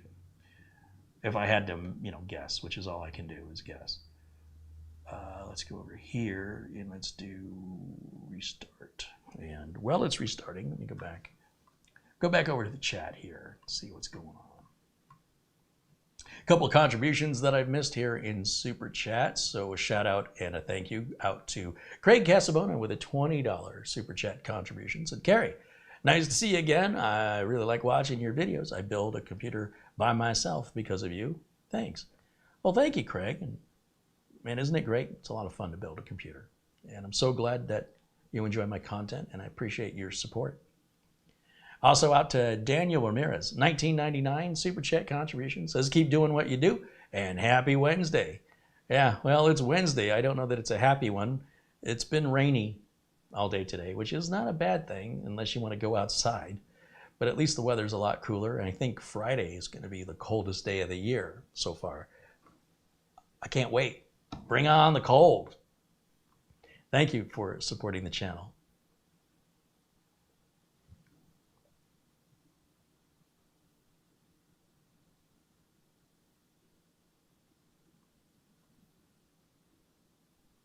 Christopher said that was a fast reboot. I wasn't paying attention. Sorry, I wasn't watching. I'll take your word that it was fast. Let's try Windows Update again and see if we have any better luck. Otherwise, we'll just move on. Windows Update. Download and install. Yeah, so whatever that is, there's some, I'm likely guessing an incompatibility. I just wish I could look to see if there was any other updates beyond that. Like there's no check for updates I can do like on Windows 10. Maybe it does it on its own now. So nothing I can do about that. I have to assume we're all up to date with anything that truly matters. And let's take a look at system specifications and verify everything is what they say it is. MS-Info32, bring up our information, our specifications, Windows 11 Pro. Okay, that's interesting that they were requiring the Microsoft account on Pro. That was usually something they were doing only on the home versions. So I'd be kind of interested to see how corporations on the enterprise level are dealing with that. Because clearly you wouldn't want your users signing into a Microsoft account in a corporate environment where you have servers. So I imagine they have a different configuration option. What do we have here?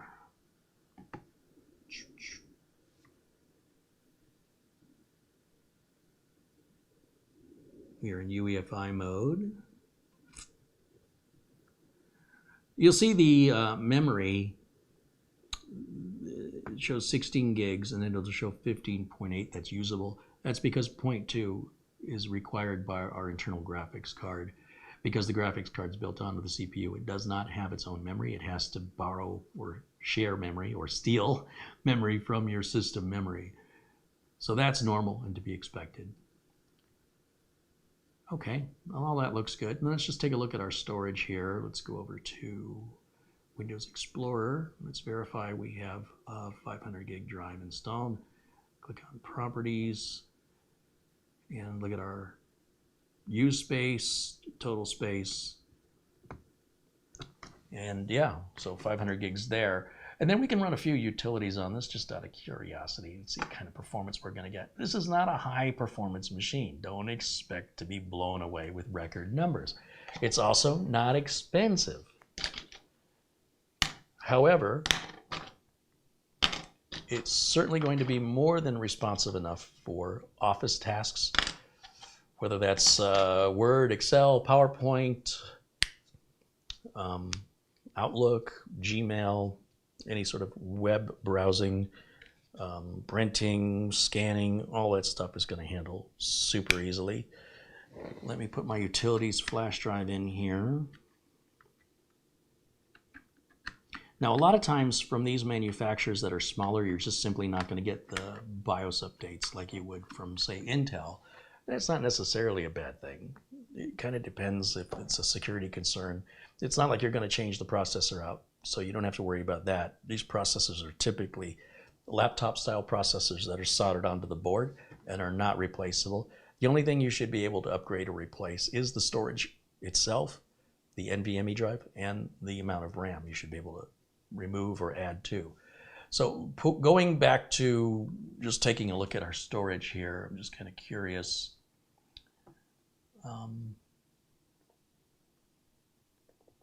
Let's see. PC testing software. It's Crystal Disk Mark. Crystal Disk Info. CPU Z. These are all free utilities. You just Google. You can download them for free. And we can take a look at temps.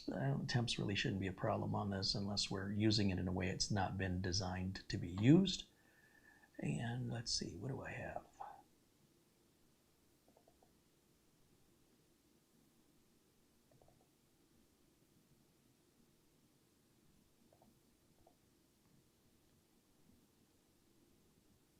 Okay, let's run this test and and see what it comes up with. And in the meantime, while we wait for that to run, I'm just going to go back over to the chat, see what you guys are talking about.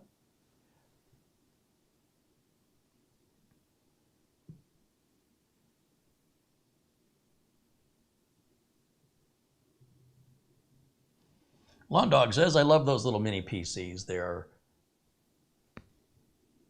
so powerful in general, depending on what you choose. They're small and exactly put anywhere. Oh, easily put anywhere. Just an incredible bit of technology in a small space. Yeah, agreed. Absolutely. It's absolutely impressive.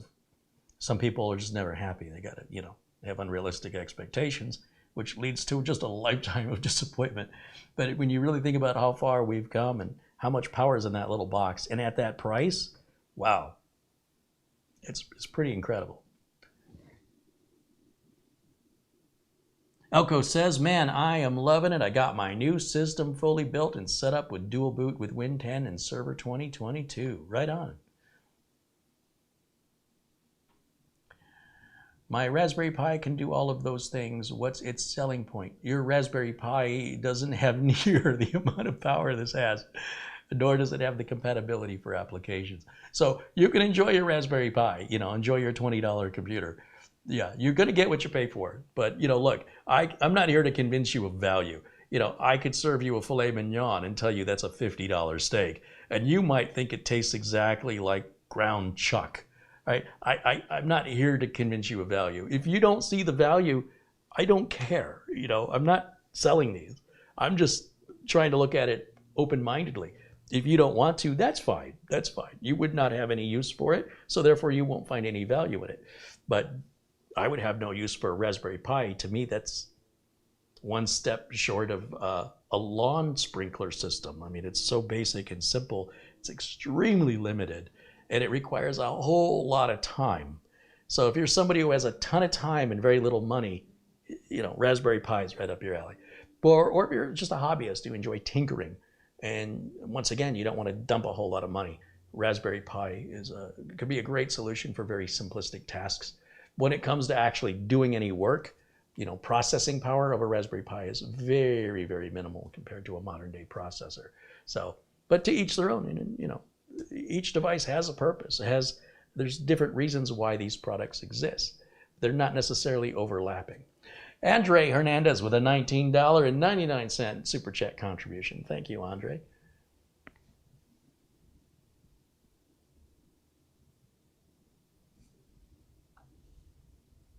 Lawn Dog says, did you like the way that you navigate through the iPhone to get something accomplished, like gathering a photo, adding text, and sending it, or doing other things, logical and intuitive?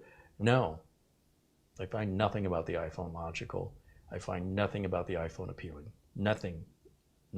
Person of my personality, I have a type A personality and I like control. Apple wants the control. They don't want to give you the control. I don't find anything about that easy. And I don't like that there's typically just one way to do things, and that's the way that's superior, and there's no other way. So for a person like me, there's nothing about the iPhone that I like. Not a single thing. I use it simply because I have no choice if I'm going to do Amazon Live videos. If I'm just going to make videos and upload them to Amazon, I don't need an iPhone for that.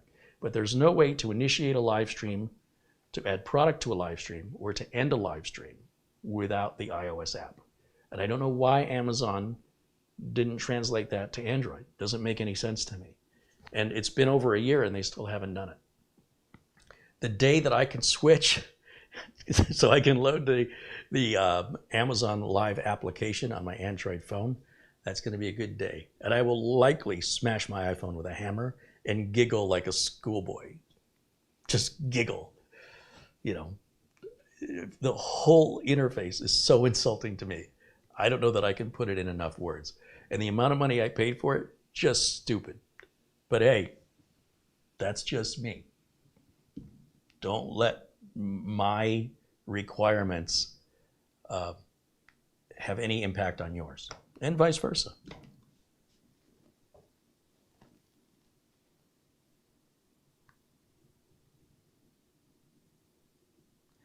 Kyle says, have you built a computer with the donated parts yet?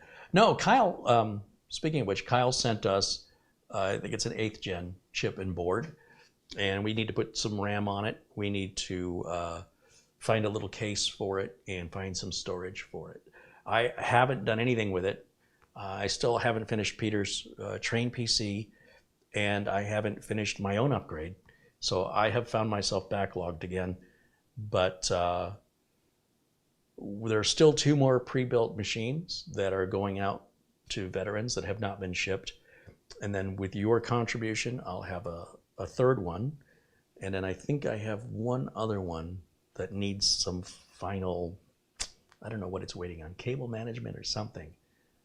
And so those will all go out as giveaways, preferably to veterans or at least to community members that would benefit from receiving them. And it's from the community and to the community.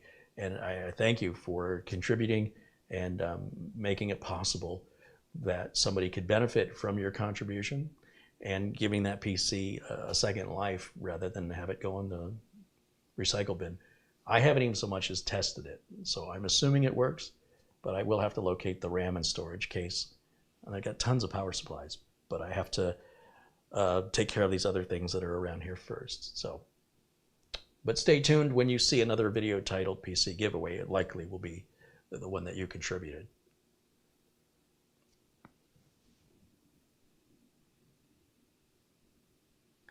All right, looks like our test finished over here. Let me take a quick look. Full screen. All right, it looks like we've got Gen 3 level performance here, or very low level Gen 4 performance. 3630 on the sequential reads, 2897 on the sequential writes. That's pretty impressive for a machine that size. Remember, if we were getting just outrageous numbers, it would likely have heat-related problems, and you would likely only see milliseconds of difference. It would be a waste of money. People get hung up on numbers for some reason instead of on the reality. So those numbers are better than I expected, and I'm happy with that. And then if we look at CPU-Z, we can pull up some specifications of what's inside of here with more detail. So let's take a look.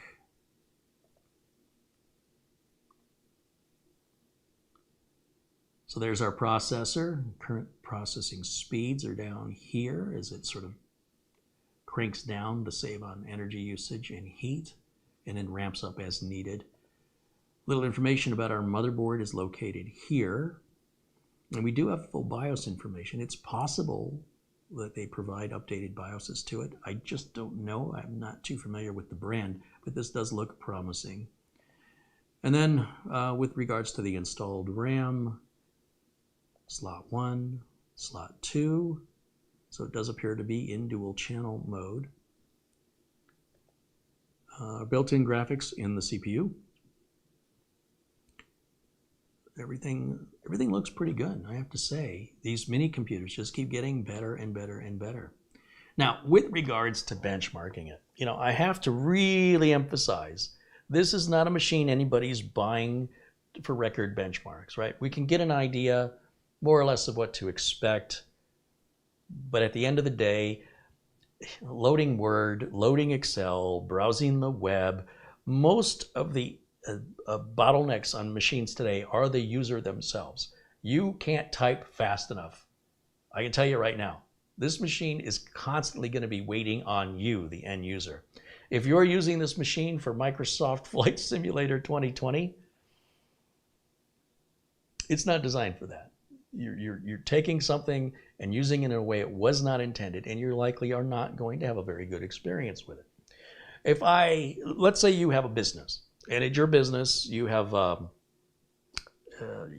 everybody sits at a desk in an office, and on your desk you've got your phone, maybe you got a picture of the family, you probably have a stack of paperwork and a stack of paperwork and a stack of paperwork. Where does the computer go?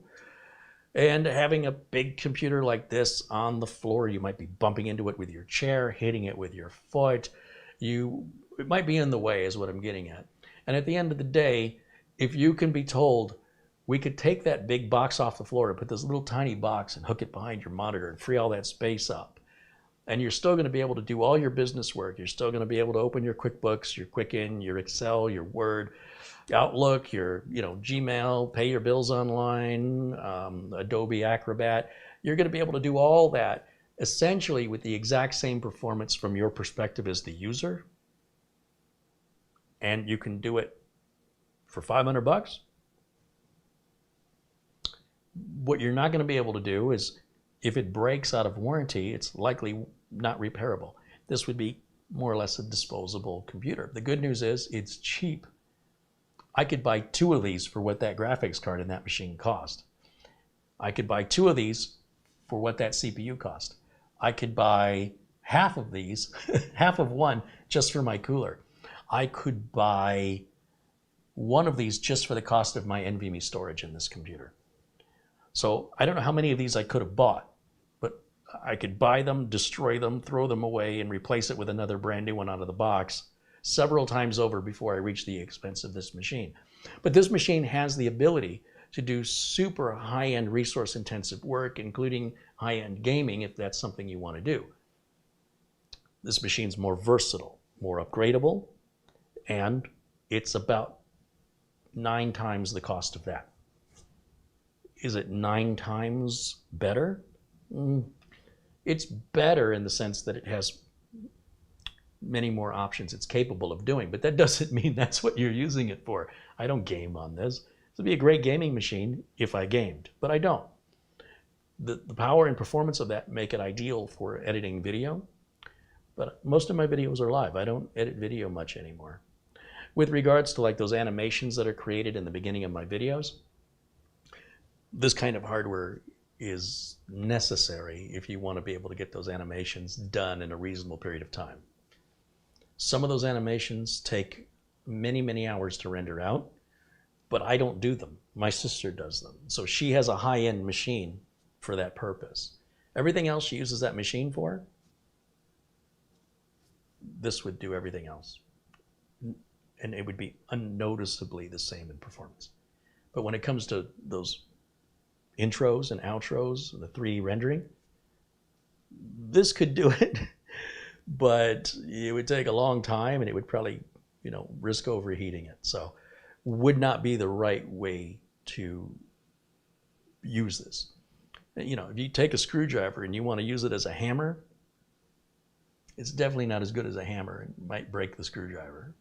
So, have the right expectations, understand, what you're paying for the money, what you're getting for the money, and what the machine is really designed to, the kinds of problems this machine is designed to solve. The customers that I have that have these absolutely love them. Love them. I've never had a customer say to me, I don't like it, get rid of it. It's never happened. Most customers don't even know these exist. But once you introduce it to them, they're very skeptical. That little thing right there, you're telling me that is going to do everything this one does. I'm going to tell you it's doing everything you're using that one for, and it'll be imperceptibly the same. And so for many of my customers, well, for a couple of them, I said, I'll tell you what, I'm going to just leave it with you and let you evaluate it. You tell me. If you don't like it, I'll take it back. If you do like it, I'll send you an invoice for it. I've never taken any back. I don't know many lawyers' offices that are 3D gaming, so, it's really not an issue. I don't know any accountants that are rendering out videos. But yeah, the accountants can put the tax software on there. It sort of depends. Obviously there are some clients they have that have extremely complicated tax returns. And this machine, when processing probably something that large, would be a bit slower than a modern day desktop computer. But if they're only working on those once in a while, overall 95% of the time they're not going to tell a difference.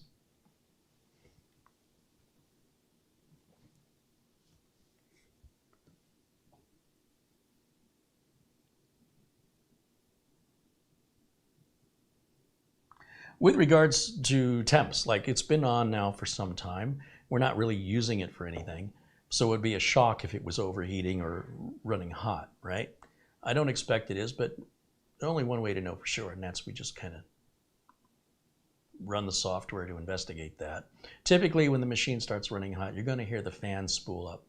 And because I don't hear the fan spooling up, I can also touch the machine, and it's room temperature. It's not hot at all.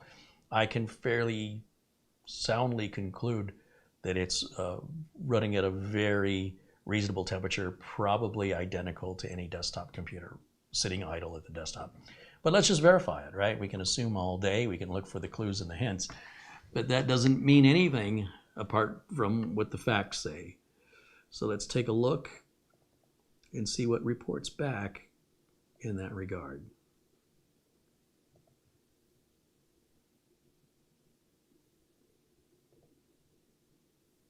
Oh, that's not what I wanted to carry.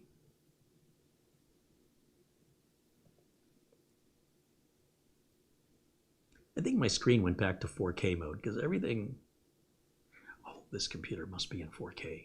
All the text got really, really tiny.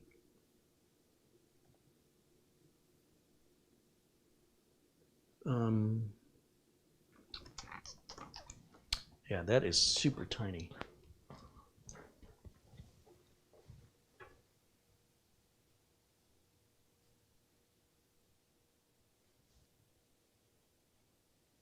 It says it's a Kingston 500 gig NVMe 4X. It doesn't mean it's Gen 4. A SanDisk. Oh, that's my flash drive I plugged in. Okay. Where are our temps? Clock speeds, memory speeds, everything in detail, none of which I'm interested in. And the thing I am interested in, oh, I see. It's up at the top.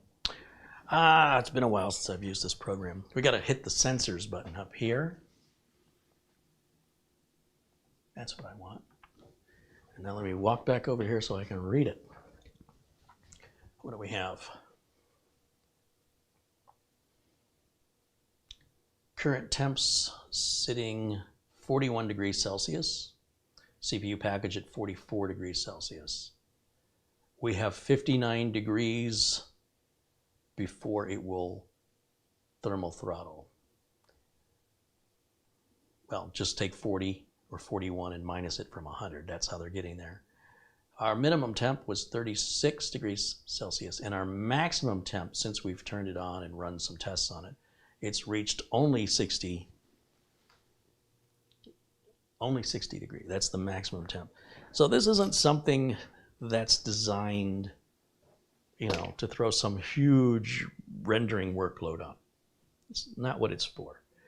To have this in a, say for a home theater, you can set it next to your audio and video equipment. It just kind of blends in. Have yourself a wireless keyboard and mouse and stream your movies, stream your music, Netflix, Amazon Prime, what have you, with a lot more power and a lot more responsiveness than, say, an Amazon Fire Stick.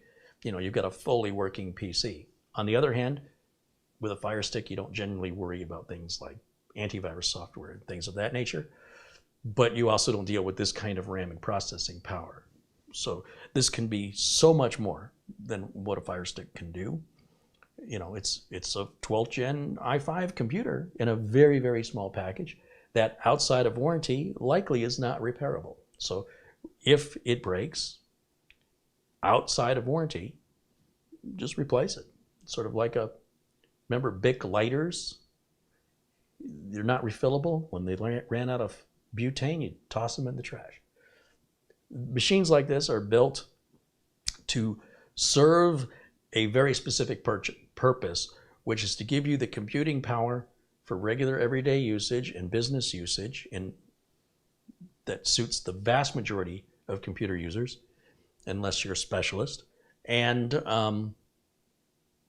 it does so very inexpensively, so that instead of upgrading it, you simply replace it after a few years.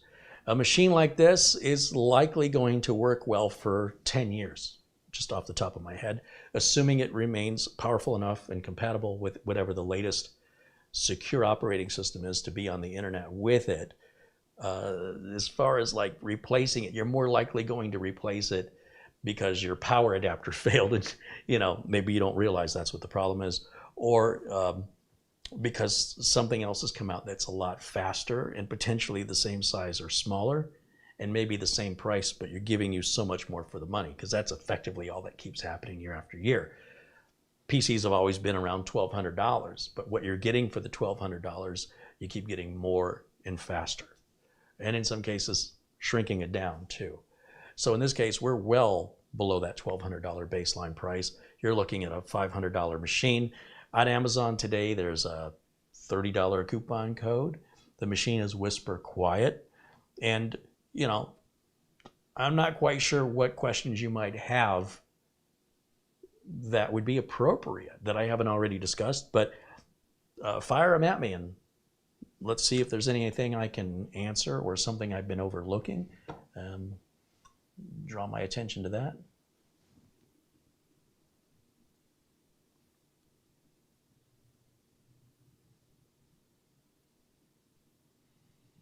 Richard joins us. Hey, Richard, welcome into the chat.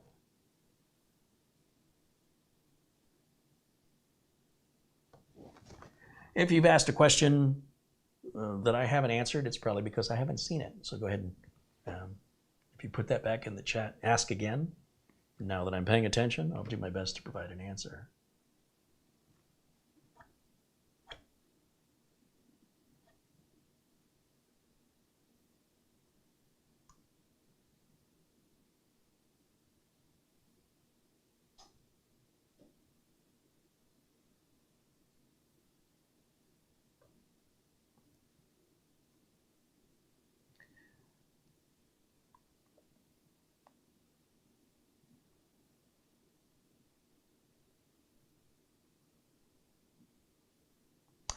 Does it have Wi-Fi? Yes, it does have Wi-Fi. It's Wi-Fi 6.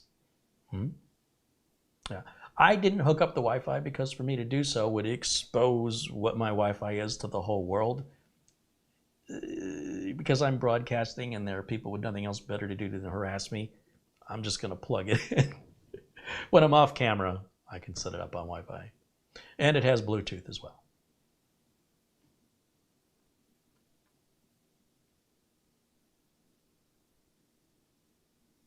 I mean, I can't hear it. I mean, it's dead silent. I imagine if we really throw a hard workload on it, we will hear the fan ramp up no differently than a laptop.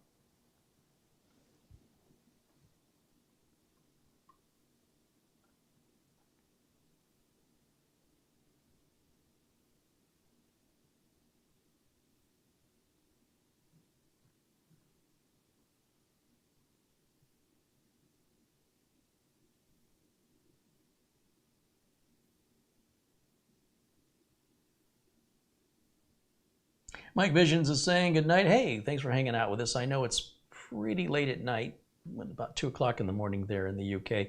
So appreciate you staying up late and hanging out with us. Always good to see you, and always appreciate your contributions and support of the channel as well.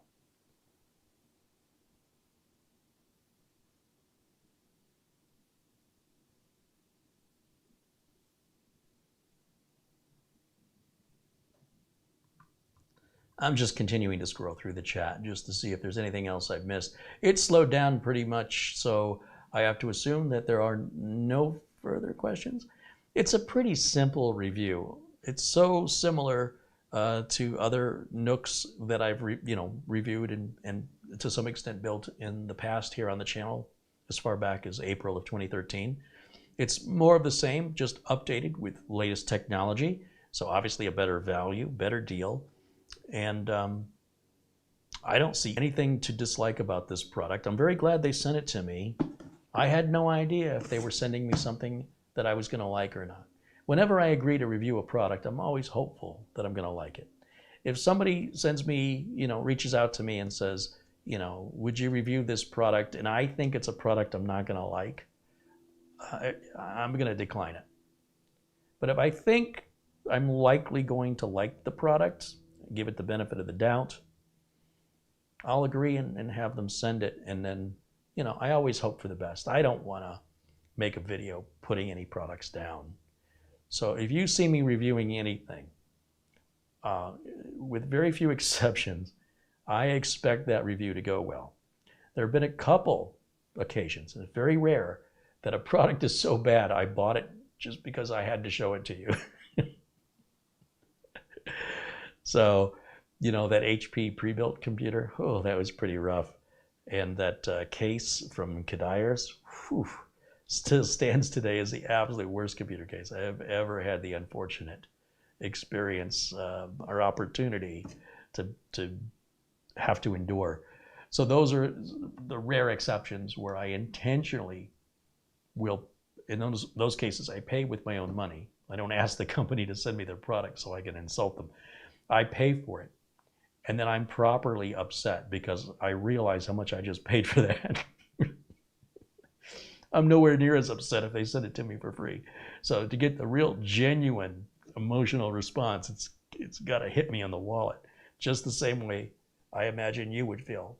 So I'm delighted with the quality of this. I am kind of curious about how it's built on the inside. I suppose we could remove these 4 screws and see what's inside. Let me just let me hit the power button here, and that should cycle it down. We'll go back to full screen on camera 1 so you can see me better. Camera 1, there it is. And let me take my flash drive out. Let's just pull all these cables out of here. Put the Wi-Fi dongle back in the mouse so I don't lose it.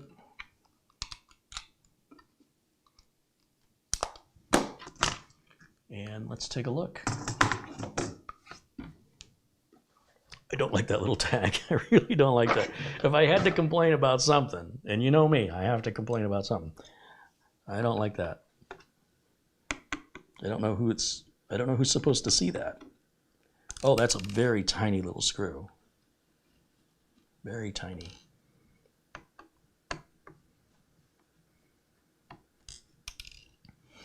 I must have lost my magnetism on this driver.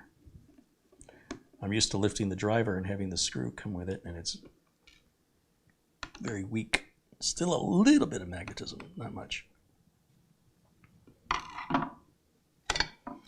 Oh, you know what? I like that little tab now because trying to get this separated, it sits recessed. This plate sits recessed, and you'd have to stick some kind of a spudger or something in there. So with this little, it's essentially a pull tab, and it looks like you could just, if you didn't like it, it looks like you can just pull it straight out. But now I understand why it's there. Let's take a look at what's inside of this. Let's get close up because this is pretty interesting. If you notice, when we're coming at it from the bottom, right, that's where the screws are. We have our cooler right there. And this is to hold a 2.5-inch hard drive or solid state drive. So if we have a drive around here somewhere, and I do, where am I? It would go this way.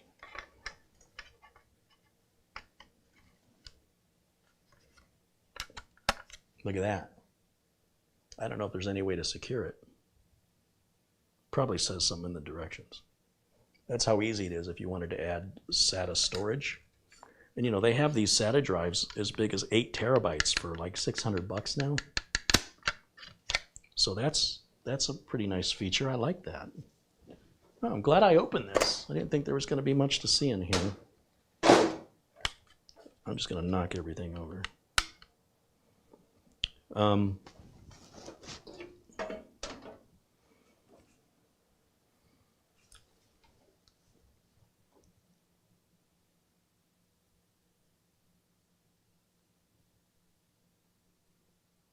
That's what it looks like. Now, how do we get down below that? How do we get to the opposite side?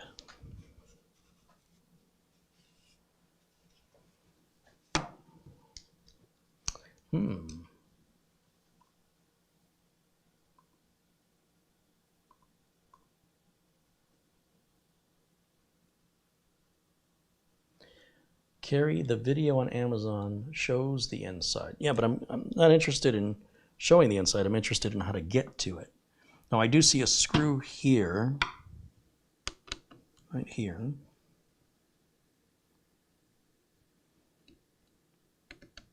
That's different from those other four. It's longer.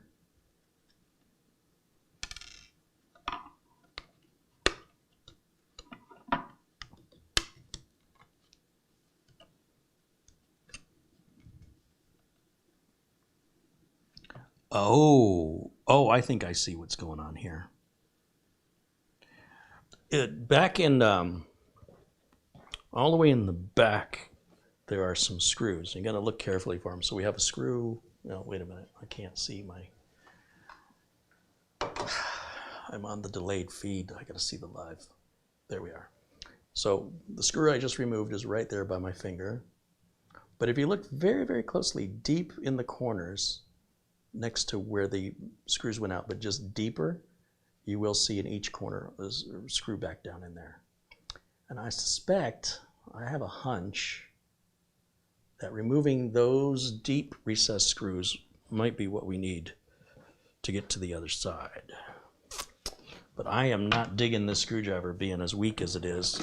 So let me grab my other one. That one seems too big.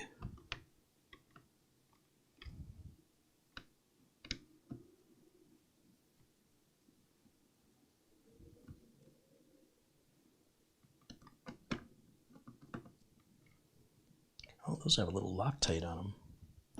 1,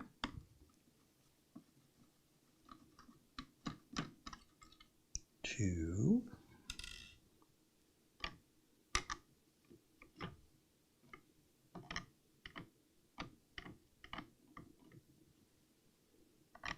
this driver's a little bit wide for those other 2 screws. So I can just take, let's see if I take my magnet, will that work? Oh, much better. Okay, let's put that away. Ooh, even that one's a bit tight.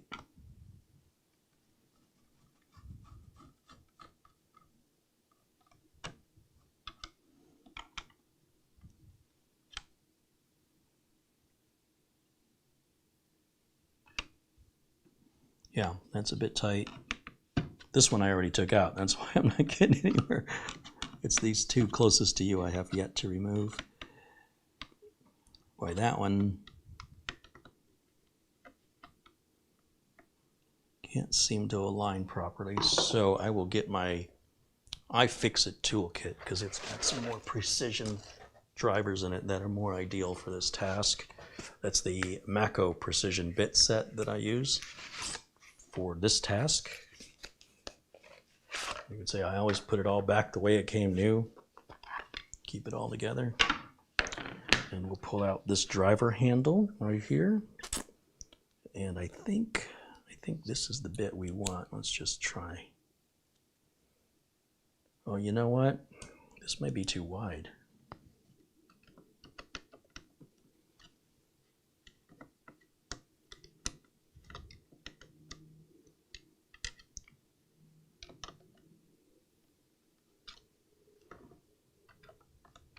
Yeah. What shall I do? Oh, I know what to do. So this, the problem is it's just a little bit wide. We need a longer bit essentially, but this is not the ideal toolkit for this. That's okay. I have other options. I'll tell you what, having the right tool can determine whether a job is easy or complicated. I do believe I have the right tool. Aha. That's what I needed this whole time.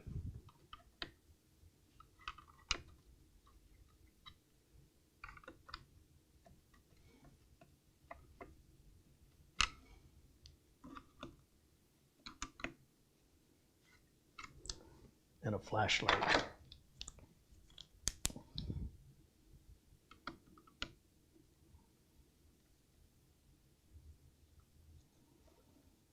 So it looks like I've been turning it, I just can't feel it. So there's one.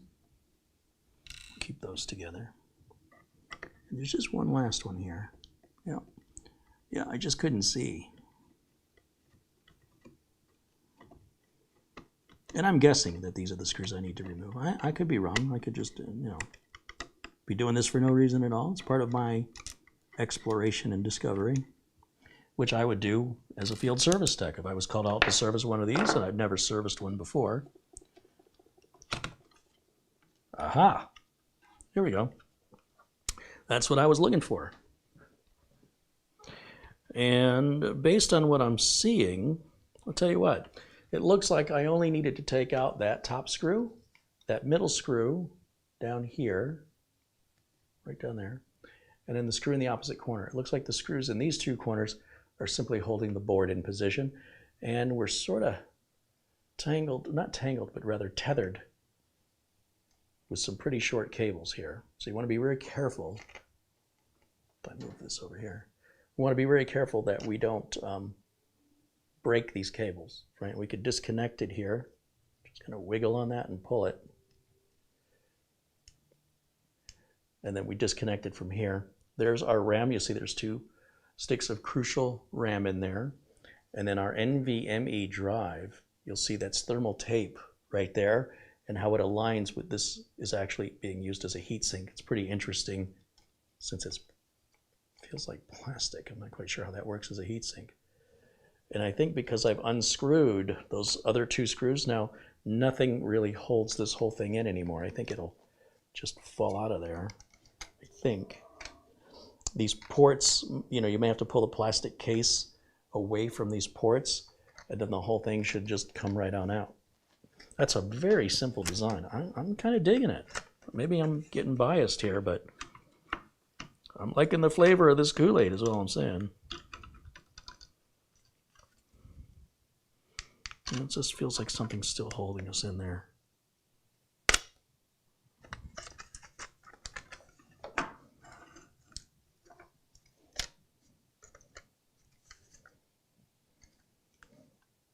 You typically do have to pull these away, but there might be a screw. It's feeling like I'm missing a screw, but this side is easily coming out. It's this other side I'm having a little struggle with. And by being lazy and not properly disconnecting these two cables, I have to be very careful, or I could very easily damage those cables. I would have liked a little bit more slack on there. It's particularly this power cable that's our main concern here. But it's in there tight. There it goes. Now I can set that aside. I'm not quite sure if we have to get this out on an angle. Will that work? Lift it up and then pull it away. Okay, there we go.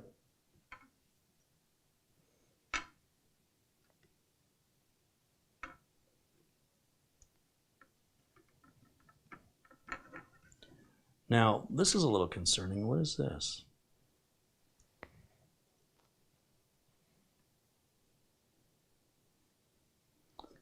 Let me set this down. Oh, you know what I think we have here? If I'm not mistaken, I think this is the antenna for the Wi-Fi, and it's soldered onto a piece. And it looks like by me taking this out, let me just double check. It looks like I'm going to have to resolder that wire. Usually, so I guess what you would need to do on this to avoid doing what I just did here by pulling the wire from its solder point here, which I am certain is the antenna for the Wi-Fi, is you would have to pull the NVMe drive out, and underneath of it, the Wi-Fi card is underneath, as is the CMOS battery. So if we were to take this NVMe drive out, you'd want to do that first before you remove this from the case, so you don't pull the antennas out.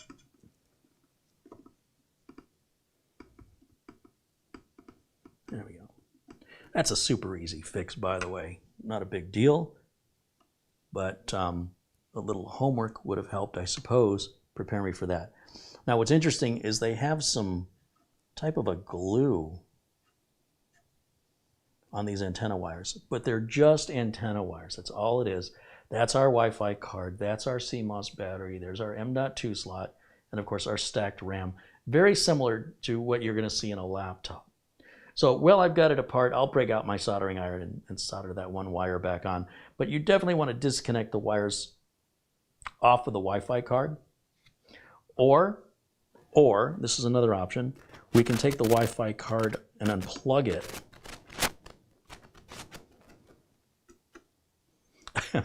Screw off there. The magnet was too strong. So yeah, we're going to take this screw out. And I can just take the entire, yeah, I don't know what this black goo is, but it was on the screw too. It's very strange. Very, very strange. Yeah, come on. Wow, that is some weird goo. The goo is optional, folks. Yeah, and the goo is holding the card. I don't know how well you can pick up the goo.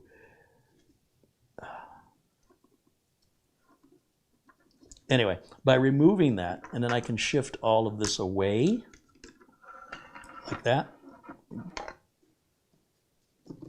Put that up there. That's the whole computer. And then this is just a little antenna coming off the Wi-Fi card, and we just need to resolder it back on here. That should be no big deal. Yep, I see two soldering points on the black one. There's one right where the insulation starts, and then one right at the tip. So it looks like there's just two solder points there. And all that is, that's just your antenna, and that's underneath this tape. Obviously, the ability to have range through there is going to be heavily dependent on your antennas being hooked up. And then this is just the little red power button, little rubberized button right here. And yeah, that just fits in the hole there when we put it back together. Overall, it's very straightforward, a very simple build. And you would never necessarily need to take it out this far. For your ability to upgrade the RAM, upgrade the Wi-Fi, upgrade the NVMe, you only have to remove this plastic cover, which is just 3 screws. It's not the entire 4 screws. The other 2 screws were in the corners that hold the circuit board in, and the other 2 screws hold this piece in along with the circuit board, and then the additional 3rd screw in the middle. Overall, it's very easy to get into. I'm a little disappointed in how they've soldered this together, but the ability of me doing this in front of all of you is so if you buy one of these, you can keep that in mind, and you won't have to worry about doing that minimal damage. It's very minimal. And you know, if you don't know how to solder or you don't own a soldering iron, you'd probably be pretty upset. So good for me to experience it so that you don't have to, and you can be better prepared. And then I don't have to read any manuals. It's the cost of not reading the manual. But again, the hardest part of that is waiting for the soldering iron to heat up. So we'll just take a quick look one more time in the chat, and then I think we'll wrap it up for tonight. My thanks to the folks at Beelink for sending the unit to me. And then off camera, I'll solder it and put it all back together. It'll take 10 minutes. Let's see. Is there another fan? Yeah, well, so this fan up here, I'm sure just cooling down the NVMe. It's an SSD cooler. And then the fan on the bottom, our CPU is located under that fan. And that's going to be typically what you'll find in pretty much any laptop ever made in the last 10 years. Pretty standard. So any last questions, or we'll wrap it up for tonight?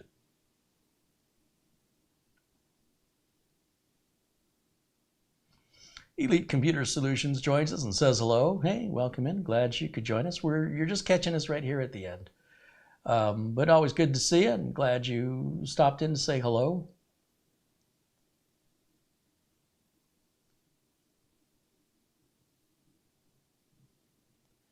The fan says do not block, but if I add an SSD, will it block the fan? No.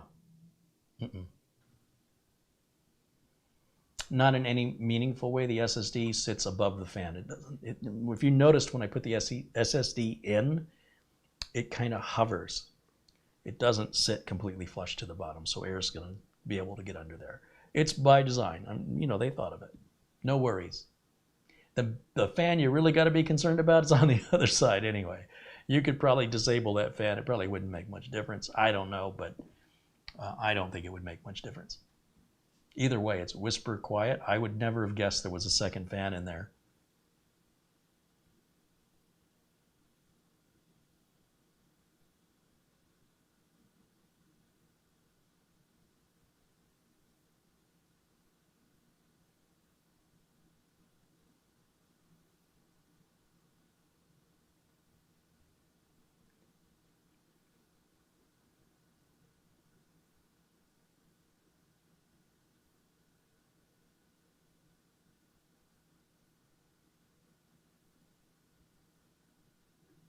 Long Dog says, Carrie, keep showing us products like this and showing what's inside and allowing just general discussion on the usage of devices like that. I think opens up good discussion. Agreed, absolutely. I'd much rather have us talking about on-topic items than, you know, some of the other nonsense that sometimes takes place and unfortunately distracts us from the content, the intended content. So I agree, and I'm glad you enjoyed it. I'm glad they sent it to me. I didn't ask for it. They asked me, and I'm very happy. I'm very happy that they sent it to me. I like this. I might just put it into use for my own personal needs. I like it that much.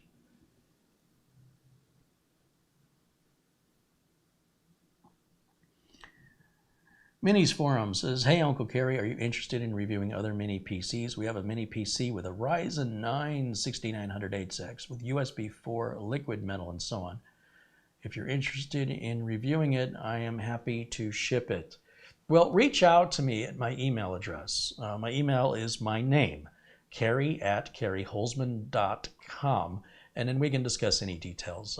Potentially, yeah, I would be interested in it. I'm sure if I bring this box up, it's going to be the wrong size. So bear with me for a minute. I'm going to have to, oh, you know what? It's actually not too bad. I'm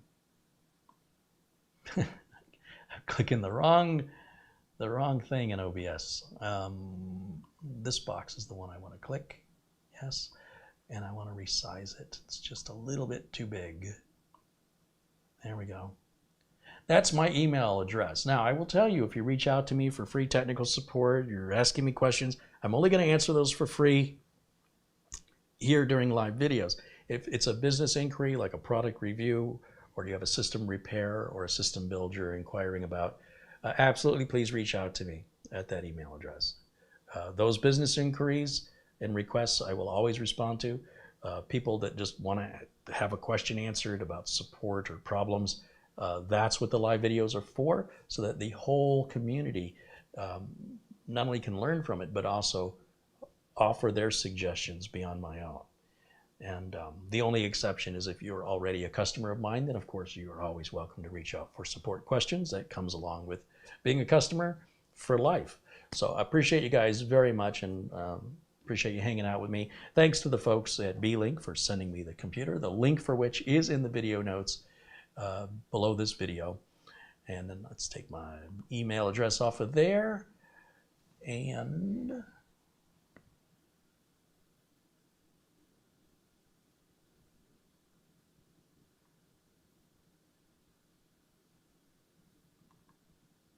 I'm just catching up with the chats that have appeared while I've been talking. It doesn't look like anybody's got any further questions, so we'll leave it as is. Thank you guys again for hanging out. I will see you all very, very soon, every Friday at 1 o'clock Arizona time, which is now noon Pacific because daylight saving time just happened. We are now an hour ahead of Pacific time. So 1 p.m. in Phoenix is 12 p.m. in California, and it is 3 p.m. on the East Coast.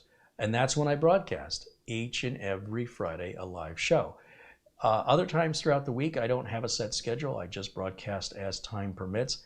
When I get into, sooner or later, a Studio C, I will be able to have a more rigorous, firm set schedule for probably 3 days a week, as well as making more content over at Amazon as well. So you can find more content there, as well as over 1,400 videos. Since 2008, I've been making these YouTube videos. The last few years, they've all been live because I really enjoy the interactive nature of us hanging out together. So thanks for being a part of it, and I hope I will see you all very, very soon. Until next time, bye for now.